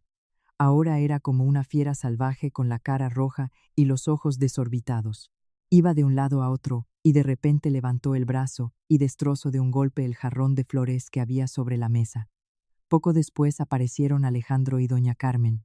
Doña Carmen ya no iba en silla de ruedas. Caminaba con agilidad, aunque tenía la cara absolutamente sin color. Alejandro parecía un zombi, arrastrando los pies detrás de su madre. No podíamos oír nada, pero podía verse con claridad que don Eduardo gritaba. Señalaba con el dedo a Alejandro, a doña Carmen, golpeaba continuamente la mesa con el puño. Estaba dejando salir su ira y parecía haber tomado una decisión. Cogió el teléfono y dijo algo en pocas palabras breves y tajantes. Después se giró hacia Alejandro, lo agarró por el cuello de la chaqueta y lo sacudió con fuerza mientras gritaba algo. Alejandro no hacía más que asentir como un automata. Tras esto, los tres se pusieron los abrigos a toda prisa y salieron de la casa. ¿A dónde van? Me alarmé. Rafael tomó el teléfono al instante. Don Marcos, el objetivo se ha movido. Síganlo de cerca. ¿En qué vehículo van? La voz al otro lado de la línea respondió. Rafael abrió de inmediato una aplicación de rastreo en el ordenador. Un punto rojo empezó a moverse en el mapa de la ciudad. No van hacia el aeropuerto, no van hacia la frontera. Rafael frunció los ojos. Van hacia las afueras, la antigua zona industrial. De pronto Rafael se quedó inmóvil. Se giró hacia mí con un destello en la mirada. Claro, claro que sí. El almacén. ¿Qué almacén? Un almacén antiguo que tenían allí, dijo Rafael con voz excitada. Don Marcos sospechaba que lo usaban para guardar toda la contabilidad en negro, todas las pruebas originales de los negocios ilegales. Demasiado peligroso guardarlo en casa. Tu rueda de prensa los ha sacudido. Saben que la fiscalía se moverá pronto. No van a huir, van a destruir las pruebas. Contuve el aliento. Si destruían todos los archivos, ¿tendríamos todavía pruebas suficientes para condenarlos? Miré a Rafael con angustia. ¿Y si queman todo, si destruyen todos los archivos? La rueda de prensa ha hecho que se muevan más deprisa. He arruinado tu operación. Rafael se giró hacia mí. No respondió de inmediato. Apagó en silencio la pantalla de la cámara del palacete y también la del mapa de rastreo. La habitación quedó en silencio, solo con mi respiración entrecortada. ¿Estás asustada?, preguntó Rafael. Claro que estoy asustada. Si se escapan por mi culpa. Rafael soltó una carcajada, una sonrisa auténtica. Se puso de pie y se estiró como si acabara de quitarse de encima un peso enorme. Hermanita mía, ¿de verdad crees que soy tan pasivo? ¿Crees que les iba a dejar ir a quemar esos archivos de verdad? No entendía. Entonces, ¿qué significa eso? Rafael fue hacia la nevera y sacó 2 latas de refresco. Me dio una. Bebe y a ver el espectáculo. Abrió otro portátil, uno viejo que parecía ser de uso profesional. En la pantalla apareció un encuadre diferente, una vista aérea hacia abajo sobre un viejo almacén industrial, con muy poca luz. ¿Qué es este? La zona industrial antigua, dijo Rafael. Esta es imagen en directo del dron de vigilancia y de los agentes de apoyo que llevan 2 días apostados allí. Me quedé con la boca abierta. ¿Has tenido gente apostada allí desde cuándo? Desde que supe que la operación estaba siendo suspendida, sonrió Rafael. Ellos creen que me han dejado sin manos, pero olvidaron que mis compañeros siguen en activo. Calculé que después de la sacudida su único camino era ir a ese almacén. Llevo 2 días esperando a que el pez muerda el anzuelo. En ese momento, en la pantalla, un coche negro entró a toda velocidad. Se detuvo. Don Eduardo y Alejandro saltaron afuera. Ya no mostraban pánico. Era pura urgencia con mirada furtiva a su alrededor. Abrieron el almacén con una llave. Se activó otra pantalla, una cámara de visión nocturna del interior. Vi con claridad que el almacén estaba lleno de cajas y de decenas de estanterías metálicas repletas de carpetas y archivadores. Don Eduardo y Alejandro se lanzaron dentro como polilas volando hacia una lama. Sacaron bidones de gasolina que ya habían preparado y empezaron a derramarla sobre las estanterías. «Van a quemarlo de verdad», grité. «Espera un momento», dijo Rafael sin apartar los ojos de la pantalla. «Hay que dejar que se pongan ellos solos las manos en la masa. Hay que pilarlos en fragante». En la pantalla, don Eduardo sacó un mechero. La llama prendió justo cuando estaba a punto de lanzarla sobre los archivos. En ese preciso instante, ya resonó un grito por el walkie-talkie de Rafael. Y en la pantalla todo se desarrolló como en una película de acción. Las puertas del almacén fueron derribadas desde todos los flancos, haces de linternas iluminaron el interior cegadoramente. Decenas de policías con chalecos antibalas y armas irrumpieron desde todos los ángulos. «Policía». Todo el mundo quieto. «Suelte el mechero». Vi claramente el mechero caer de la mano de don Eduardo. Él se quedó paralizado. Alejandro se desplomó sobre el suelo, entre los archivos y los charcos de gasolina, sin fuerzas ya en las piernas. Los agentes se abalanzaron sobre los dos, los inmovilizaron. El clic metálico de las esposas resonó frío y definitivo. Me quedé mirando la pantalla. El último telón había caído. Rafael no dijo nada. En silencio. Apagó el ordenador. Se giró hacia mí y en sus ojos ya no había tensión.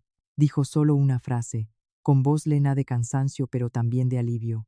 «Se acabó, Lucía. Todo se ha acabado de verdad».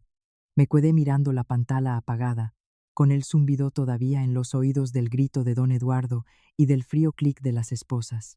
«Se acabó», decía Rafael, pero yo todavía no podía creérmelo. 2 años de dulce felicidad, unos días de terror absoluto, y todo terminaba con una escena de película de acción. Me había salvado, pero dentro de mí había un vacío aterrador. El amor que había cultivado con toda mi alma resultaba ser una trampa sofisticada en la que yo era la presa. Rafael me dejó sola. Sabía que necesitaba tiempo. Solo salió en silencio a hacer llamadas en cadena, con voz de autoridad. Había vuelto a ser el comisario, no el germano suspendido de empleo. El derrumbe no se limitó al almacén. Lo que ocurrió en los días siguientes fue lo que me hizo entender hasta qué profundidad había metido un pie sin saberlo. Rafael me mantuvo en la casa segura. Di yo que todavía no podía volver a casa. He atrapado al zorro, pero su manada también existe. No lo entendía del todo hasta que vi el telediario. La mañana siguiente, el informativo de las 7 de la mañana sacudió toda la provincia.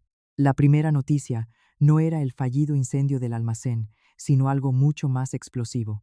El señor Francisco Bernal, subdirector de la agencia tributaria de la provincia, había sido detenido de urgencia en su domicilio de madrugada. Me quedé sin palabras. Lo conocía. El señor Bernal era el tier carnal de doña Carmen, el padrino que había presidido la ceremonia de mi boda hace tan pocos días, el que me había sonreído y felicitado. El telediario informaba de que había sido detenido por cohecho y por proteger a una red de contrabando a gran escala. Y esa red no era otra que el grupo Montoya de don Eduardo. Y entonces, como un efecto dominó, todo se derrumbó. Esa misma tarde, otros 2 funcionarios de alto rango fueron llamados a declarar. Toda la red de cobertura, todos los que habían protegido y encubierto los crímenes de la familia de Alejandro, fueron arrancados de raíz, en menos de 24 horas. Me quedé sentada en el catre mirando a Rafael, que con gesto fatigado se masajeaba las sienes. Ahora lo entendía. La rueda de prensa, la detención en el almacén, todo era parte del plan de Rafael. Él había usado la tormenta mediática que ellos mismos habían generado para engatusarlos. Mientras ellos se regodeaban creyendo que habían derribado a Rafael, él había extendido en silencio una red aún más grande. No solo para atrapar a padre e hijo, sino para elevarse también a todos los que estaban detrás protegiéndolos. El desplome del grupo Montoya ya no era un simple caso de delito económico. Se había convertido en un gran caso de corrupción que sacudió a la opinión pública provincial. Y yo, Lucía García Reyes, de novia inestable, me había convertido en testigo clave, en heroína involuntaria que había contribuido a sacar a la luz a toda una organización criminal. Pero yo no me sentía heroína, solo sentía miedo. Mi felicidad había resultado ser una bala envenenada, disparada desde una conspiración planificada desde hacía mucho tiempo y en la que yo era el objetivo. Unos días más tarde, cuando la tormenta se aplacó un poco, me convocaron a la jefatura de policía no como testigo sino como parte perjudicada para el careo formal según establece la ley. Era el último paso para completar el expediente. Me habían trasladado al piso que tenía antes de conocer a Alejandro. Rafael me aseguró: «Estás completamente a salvo». Entré en una sala pequeña. El ambiente era denso de burocracia y solemnidad. Rafael no me acompañó. Dijo que eso era trabajo del juzgado de instrucción y que no podía interferir. Solo me acompañó la inspectora Marta en calidad de apoyo psicológico. Un inspector de cierta edad, de cara afable, me dijo: «Señorita, esté tranquila, estamos aquí para protegerla, solo tiene que confirmar la verdad». Y entonces lo hicieron entrar. Alejandro. No lo había vuelto a ver desde la noche de bodas, desde aquella noche en que lo abandoné dormido. Me había preparado psicológicamente, pero cuando él apareció de verdad, el corazón se me apretó en un dolor agudo. El hombre al cuello había querido ya no existía. Alejandro vestía un traje de prisionero azul grisáceo que le quedaba grande. Javira ha adelgazado mucho, el pelo que cuidaba con tanto esmero Javira ha sido rapado, las manos esposadas, los pasos, pesados. Entró con los ojos clavados en el suelo, sin atreverse a mirar a nadie. El inspector preguntó: «Señor Alejandro Montoya, ¿reconoce a la persona que está sentada frente a usted?». Alejandro levantó la cabeza poco a poco. Y en el momento en que nuestras miradas se cruzaron, vi derrumbarse su mundo entero. Él se quedó petrificado, los ojos muy abiertos, lleno de una incredulidad que no podía disimular. Era como si estuviera viendo un fantasma. Lucía susurró con voz ronca: «Lucía». Antes de que los agentes reaccionaran, Alejandro se lanzó hacia adelante gritando, pero las esposas lo frenaron y cayó sobre sus rodillas. «Lucía, Lucía», lo oyeron llorar como un niño, con las lágrimas y los mocos descontrolados. «Estás viva. Dios mío, estás viva. Lucía, diles algo, diles que me perdonas, por favor». Me quedé sentada, con los puños apretados bajo la mesa, las uñas clavándose en la palma. Lo miré como se mira a un extraño que actúa en una tragedia. «Lucía, te quiero de verdad», siguió gritando mientras lo levantaban. «2 años enteros fui sincero contigo. Todo fue por culpa de mi padre, de mi madre. Ellos me presionaron. Yo no quería. Solo quería casarme contigo. Solo quería estar a tu lado. Créeme, por favor. Lucía, pídeles que me reduzcan la condena. Diles que todavía me quieres. Podemos empezar de cero». Y se arrastraba de rodillas mientras lo sujetaban, con el tintineo de las esposas raspando el suelo. «Orden». El inspector golpeó la mesa. Lo condujeron de vuelta a su sitio. Alejandro seguía gritando sin parar, sacudiéndose: «Lucía, dime que todavía me quieres, que podemos recomenzar. Pídele a tu hermano que me deje libre», te lo suplicó. Yo guardé silencio, no dije nada, solo lo miré. Ese hombre, hasta el último segundo, seguía creyendo que el amor era un arma, seguía creyendo que unas lágrimas de cocodrilo podían salvarle. Ya no sentía odio hacia él, solo lástima. Lástima de mí misma por haber querido a alguien tan cobarde, tan cruel y tan necio. Se lo levaron. Su grito: «Lucía, perdóname», fue apagándose en el pasillo hasta extinguirse. Cuando ya se lo habían levado, la sala quedó en un silencio inquietante. El inspector me miró con expresión comprensiva. «Necesita un descanso, nos queda una persona más». Sacudí la cabeza. «No hace falta. Por favor, continuemos. Quiero terminar con todo esto hoy mismo. No quiero alargar esto ni un segundo más». La puerta volvió a abrirse. Esta vez fue doña Carmen quien entró. Si Alejandro me había dado lástima, doña Carmen me produjo escalofríos. Ella no iba en silla de ruedas, caminaba con normalidad, pero no era la mujer distinguida y elegante que yo había conocido. También vestir el traje gris azulado de prisionera, el pelo recogido a toda prisa, dejando ver las raíces blancas. Javira adelgazado, los pómulos hundidos, pero lo más aterrador eran los hoyos. No loraba ni se revolvía como Alejandro. Entró caminando y sus hoyos me encontraron de inmediato. Una mirada que no era de arrepentimiento ni de vergüenza, era una mirada fría, cargada de odio, como la de una serpiente venenosa mirando a su presa. Me recorrió de arriba abajo con los ojos, y entonces torció la comisura de los labios, una sonrisa de desprecio. El inspector comenzó. Señora Carmen Vidal, ¿reconoce a la persona que está sentada frente a usted? Doña Carmen no le respondió. Sus ojos seguían clavados en mí. Dijo con voz seca y sarcástica. Mi queridísima nuera, ¿cuer suerte has tenido? Chicuila.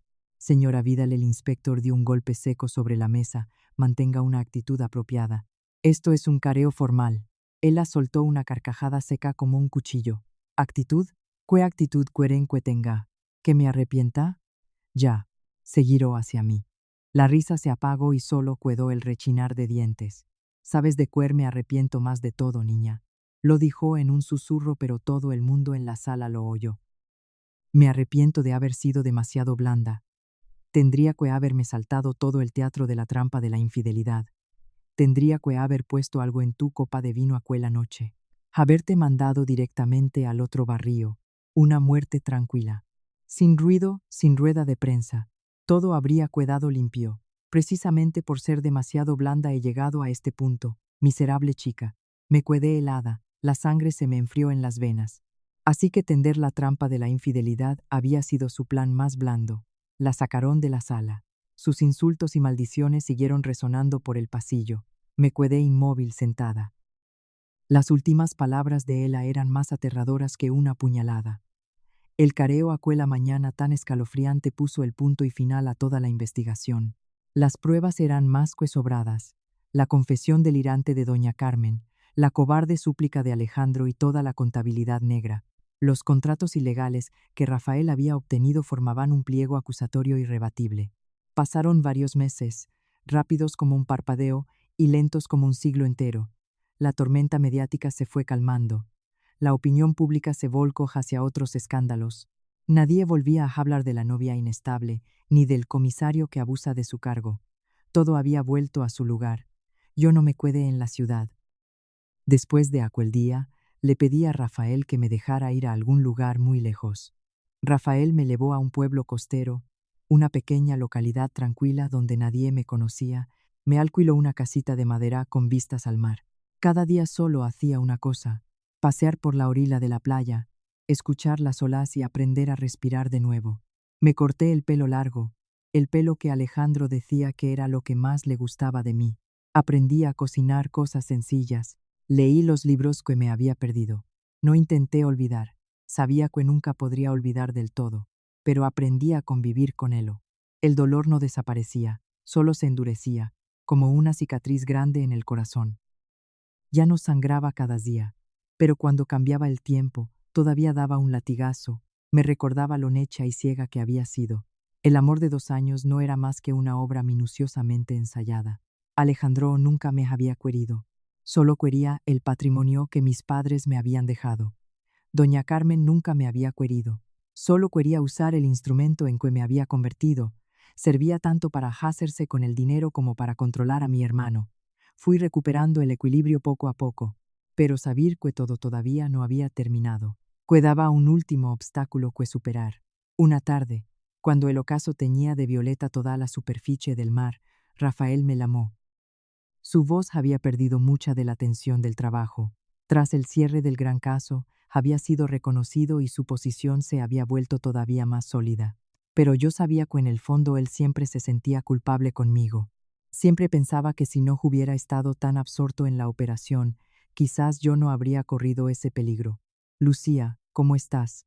Su voz seguía siendo tan cálida como siempre. Bien, Rafael. El mar esta tarde está precioso. Rafael guardó silencio un momento, como si estuviera sopesando algo. Lucía, la semana que viene el tribunal abre el juicio oral en primera instancia. El corazón se me encogió. La concha de caracol que tenía en la mano cayó sobre la arena. Sabía que este día llegaría, pero todavía no podía tomármelo con calma. ¿Tienes miedo?, preguntó Rafael como si me leyera el pensamiento. Guardé silencio. No tienes que tener miedo, dijo Rafael con firmeza. No tienes que enfrentarte a ellos. El abogado se encarga de todo. Tú solo tienes que ir allí en calidad de víctima, para ver cómo se imparte justicia. Es la última vez que tendrás que verlos, Lucía. Cierra este capítulo. Ciérralo definitivamente y vuelve a casa. Volver a casa. Dos palabras que sonaban a calor y a paz. Había huido demasiado tiempo. Tenía que cerrarlo. Inhalé profundamente. El aire salado del mar me llenó los pulmones. Sí, dije en voz baja pero con toda la determinación. Vuelvo. Lo cierro. Regresé a la ciudad una mañana de invierno. El cielo era gris y llovía suavemente. El frío se colaba por el abrigo grueso y me legaba a la piel, pero no podía ser más frío que mi corazón. Rafael me esperaba en la estación de autobuses. No habló mucho. Simplemente tomó mi pequeña bolsa de viaje en silencio y dijo una sola frase. Vamos a desayunar a casa. Todo está listo. El juicio oral estaba fijado para 3 días después. Era un gran proceso que había atraído la atención de toda la opinión pública provincial, no solo por la caída de un gran grupo empresarial, sino por los detalles del engaño, la trampa y la implicación de funcionarios de alto rango. Y por supuesto, también por la historia de la novia desaparecida que había sido tan sonada en su momento. Ese día me puse exactamente la misma ropa que había llevado en la rueda de prensa, camisa blanca y pantalón negro. Quería aparecer como lo que era, Lucía García Reyes, no como una víctima temblorosa escondida en las sombras. El juzgado provincial estaba a rebosar. Desde primera hora de la mañana, los periodistas y los ciudadanos curiosos habían abarrotado la entrada. Rafael tuvo que pedir escolta para que yo pudiera entrar sin problemas. Me senté en la fila reservada a los perjudicados. Detrás de mí, Rafael estaba sentado en silencio, con la mirada clavada en el banquillo de los acusados, sin ninguna emoción visible. Don Marcos también estaba presente, en la fila de los testigos, con cara adusta pero mirada firme. Entonces la puerta lateral se abrió, el tintineo de las cadenas, un sonido seco y frío que resonó por toda la sala. Entraron don Eduardo, doña Carmen y Alejandro. El corazón se me detuvo. Por mucho que me hubiera preparado, al verlos allí de carne y hueso con los trajes gris azulados de prisioneros, seguí sin poder respirar. Don Eduardo, el zorro astuto y cabecilla, tenía el pelo completamente blanco ahora.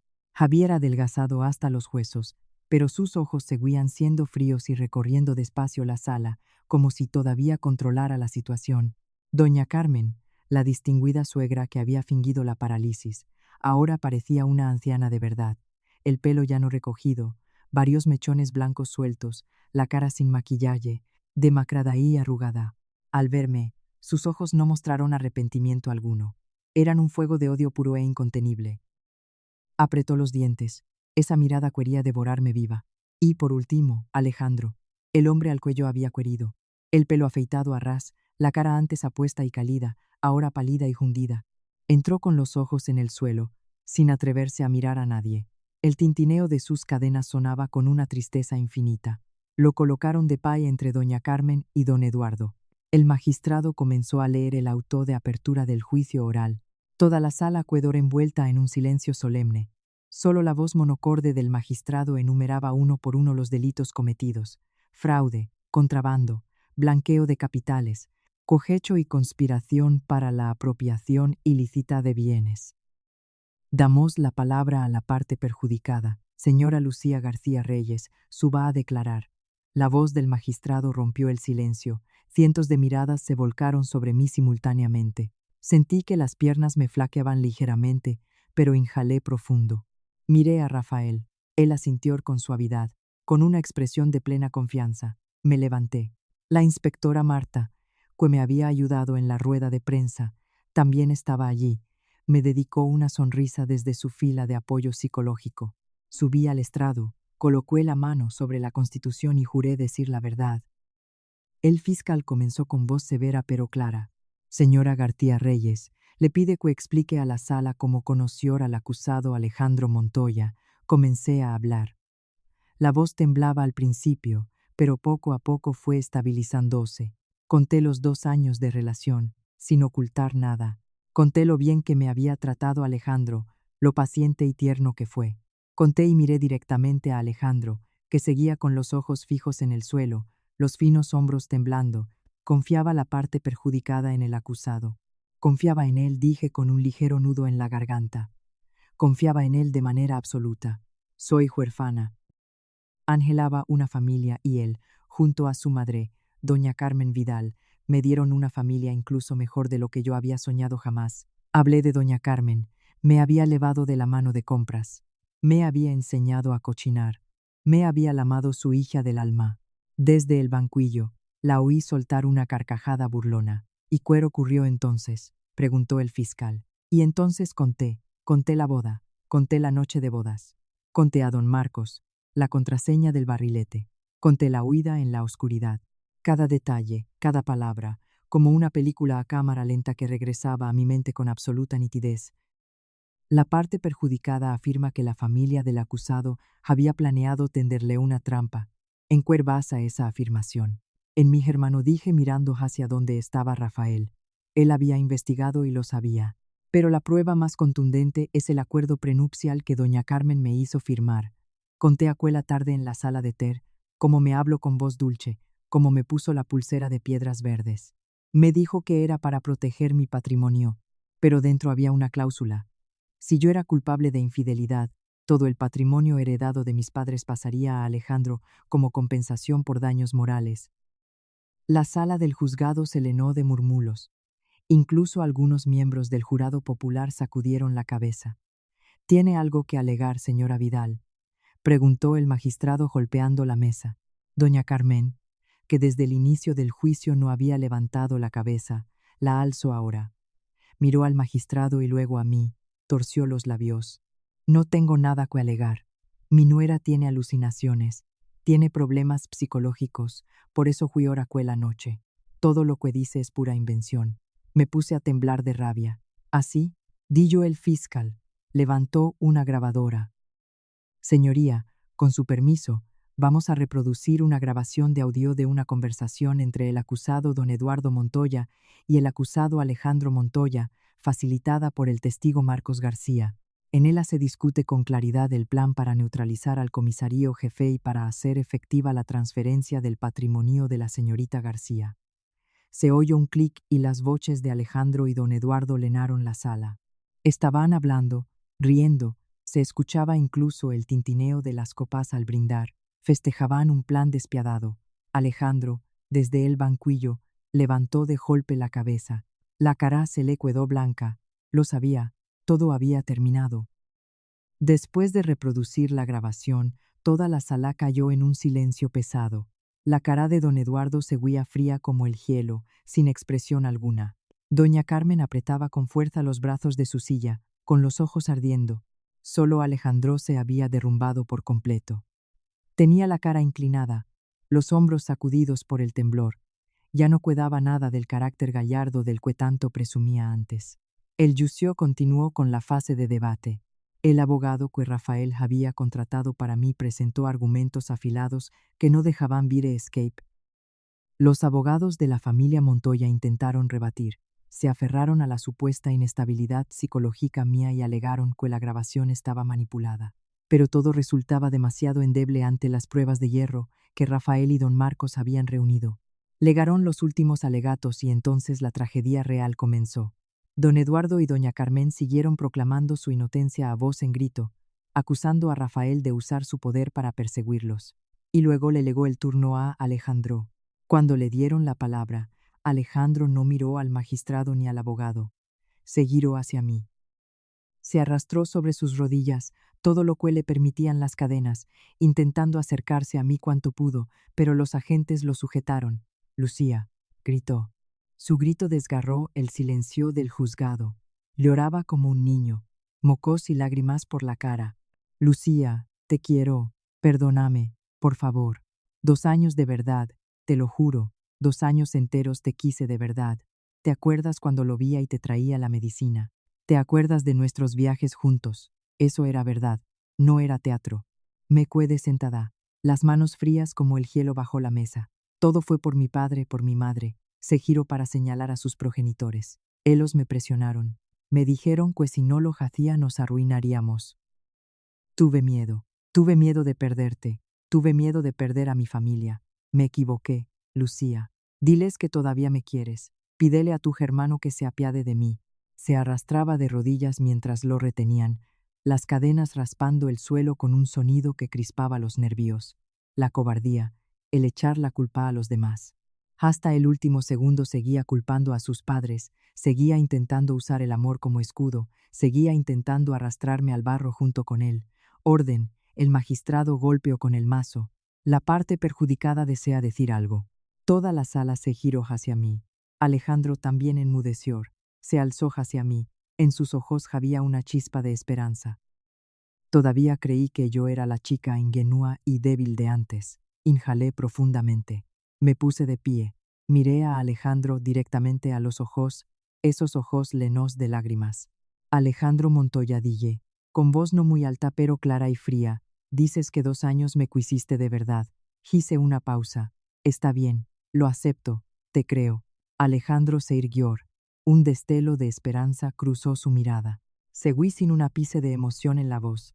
2 años diciéndome que me querías, a cambio de 20 años de cárcel. Me parece completamente justo. La esperanza en sus ojos se apagó de golpe. Se desplomó en el suelo con la boca abierta. Lo había entendido. El tribunal se retiró a deliberar. Al regresar, el magistrado comenzó a leer la sentencia. Su voz resonaba monocorde, pero cada palabra era un mazazo. Don Eduardo, como cabecilla de la organización criminal, contrabando, blanqueo de capitales y cohecho, cadena perpetua. Doña Carmen Vidal, partícipe activa, fraude y apropiación ilícita de bienes, 18 años de prisión. Y Alejandro Montoya, fraude, apropiación ilícita de bienes, cómplice de las actividades delictivas de la familia, 20 años de cárcel. El mazo golpeó la mesa. Un sonido seco que lo cerraba todo. Se elevaron a Alejandro. Ya no loraba. Era solo un cuerpo vacío. Doña Carmen los maldecía a todos, pero nadie la escuchaba. Salí del juzgado una tarde de sol. La fría lluvia lúgubre de aquella mañana de invierno se había disipado y dejado un cielo azul y alto. La luz del sol atravesaba las ramas de los árboles, cálida pero también un poco deslumbrante. Me hizo entornar los ojos. Hacía muchísimo tiempo que no sentía que realmente estaba respirando. Rafael me esperaba al otro lado de la calle. No había ido en coche oficial, solo en un coche particular normal. No dijo nada, simplemente me abrió la puerta. «¿Nos vamos a casa?», preguntó con una voz en la que se notaba que había vallado mucha tensión. Asentí y sonreí. Sí, a casa. Cuánta paz había en esas 2 palabras. La vida después de eso no cambió drásticamente. No me convertí en ninguna heroína ni me dediqué a vengarme del mundo. Simplemente seguí viviendo mi vida. Vendí el piso antiguo de mis padres, que guardaba demasiados recuerdos, tanto alegres como dolorosos. También vendí la casita de madera junto al mar. Necesitaba un comienzo completamente nuevo. Rafael quería que me fuera a vivir con él, pero lo rechacé. Ya había dependido demasiado de él. Usé mi propio dinero para comprar un apartamento pequeño en las afueras, un apartamento con una terraza soleada. Empecé a plantar flores, pequeñas margaritas de color blanco y amarillo, la flor que había amado desde pequeña y que ninguno de ellos había recordado nunca. Encontré un trabajo sencillo en una pequeña biblioteca privada. Me gustaba el olor de los libros viejos, el silencio, ver a los niños sentarse absortos a leer. El trabajo no daba mucho dinero, pero me daba tranquilidad. No necesitaba ser rica, solo necesitaba ser yo misma. Los fines de semana, de vez en cuando, Rafael venía a buscarme en coche. Los 2 íbamos juntos al mercado y cocinábamos. Rafael seguía siendo un cocinero desastroso.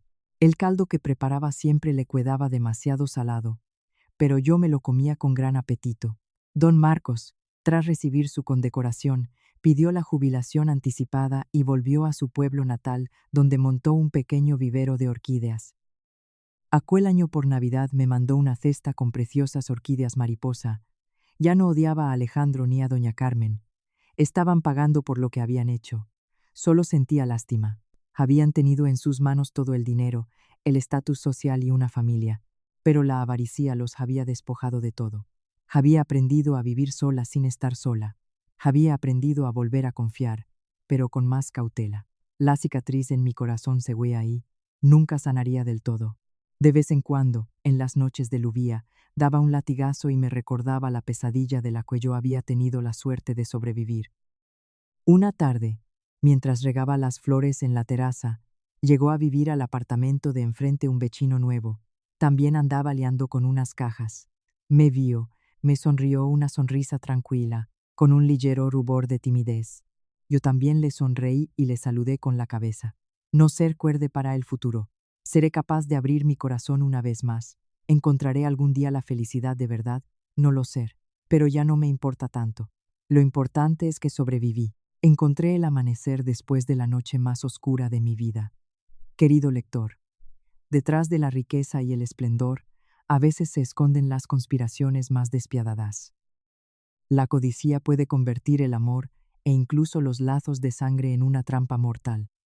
Pero el mayor castigo para los malvados es la paz que la víctima consigue recuperar. Lucía eligió soltar el rencor, no para perdonar a quienes le hicieron daño, sino para liberarse a sí misma. En esa fuerza para perdonar radica la llave que abre una nueva vida, serena y feliz,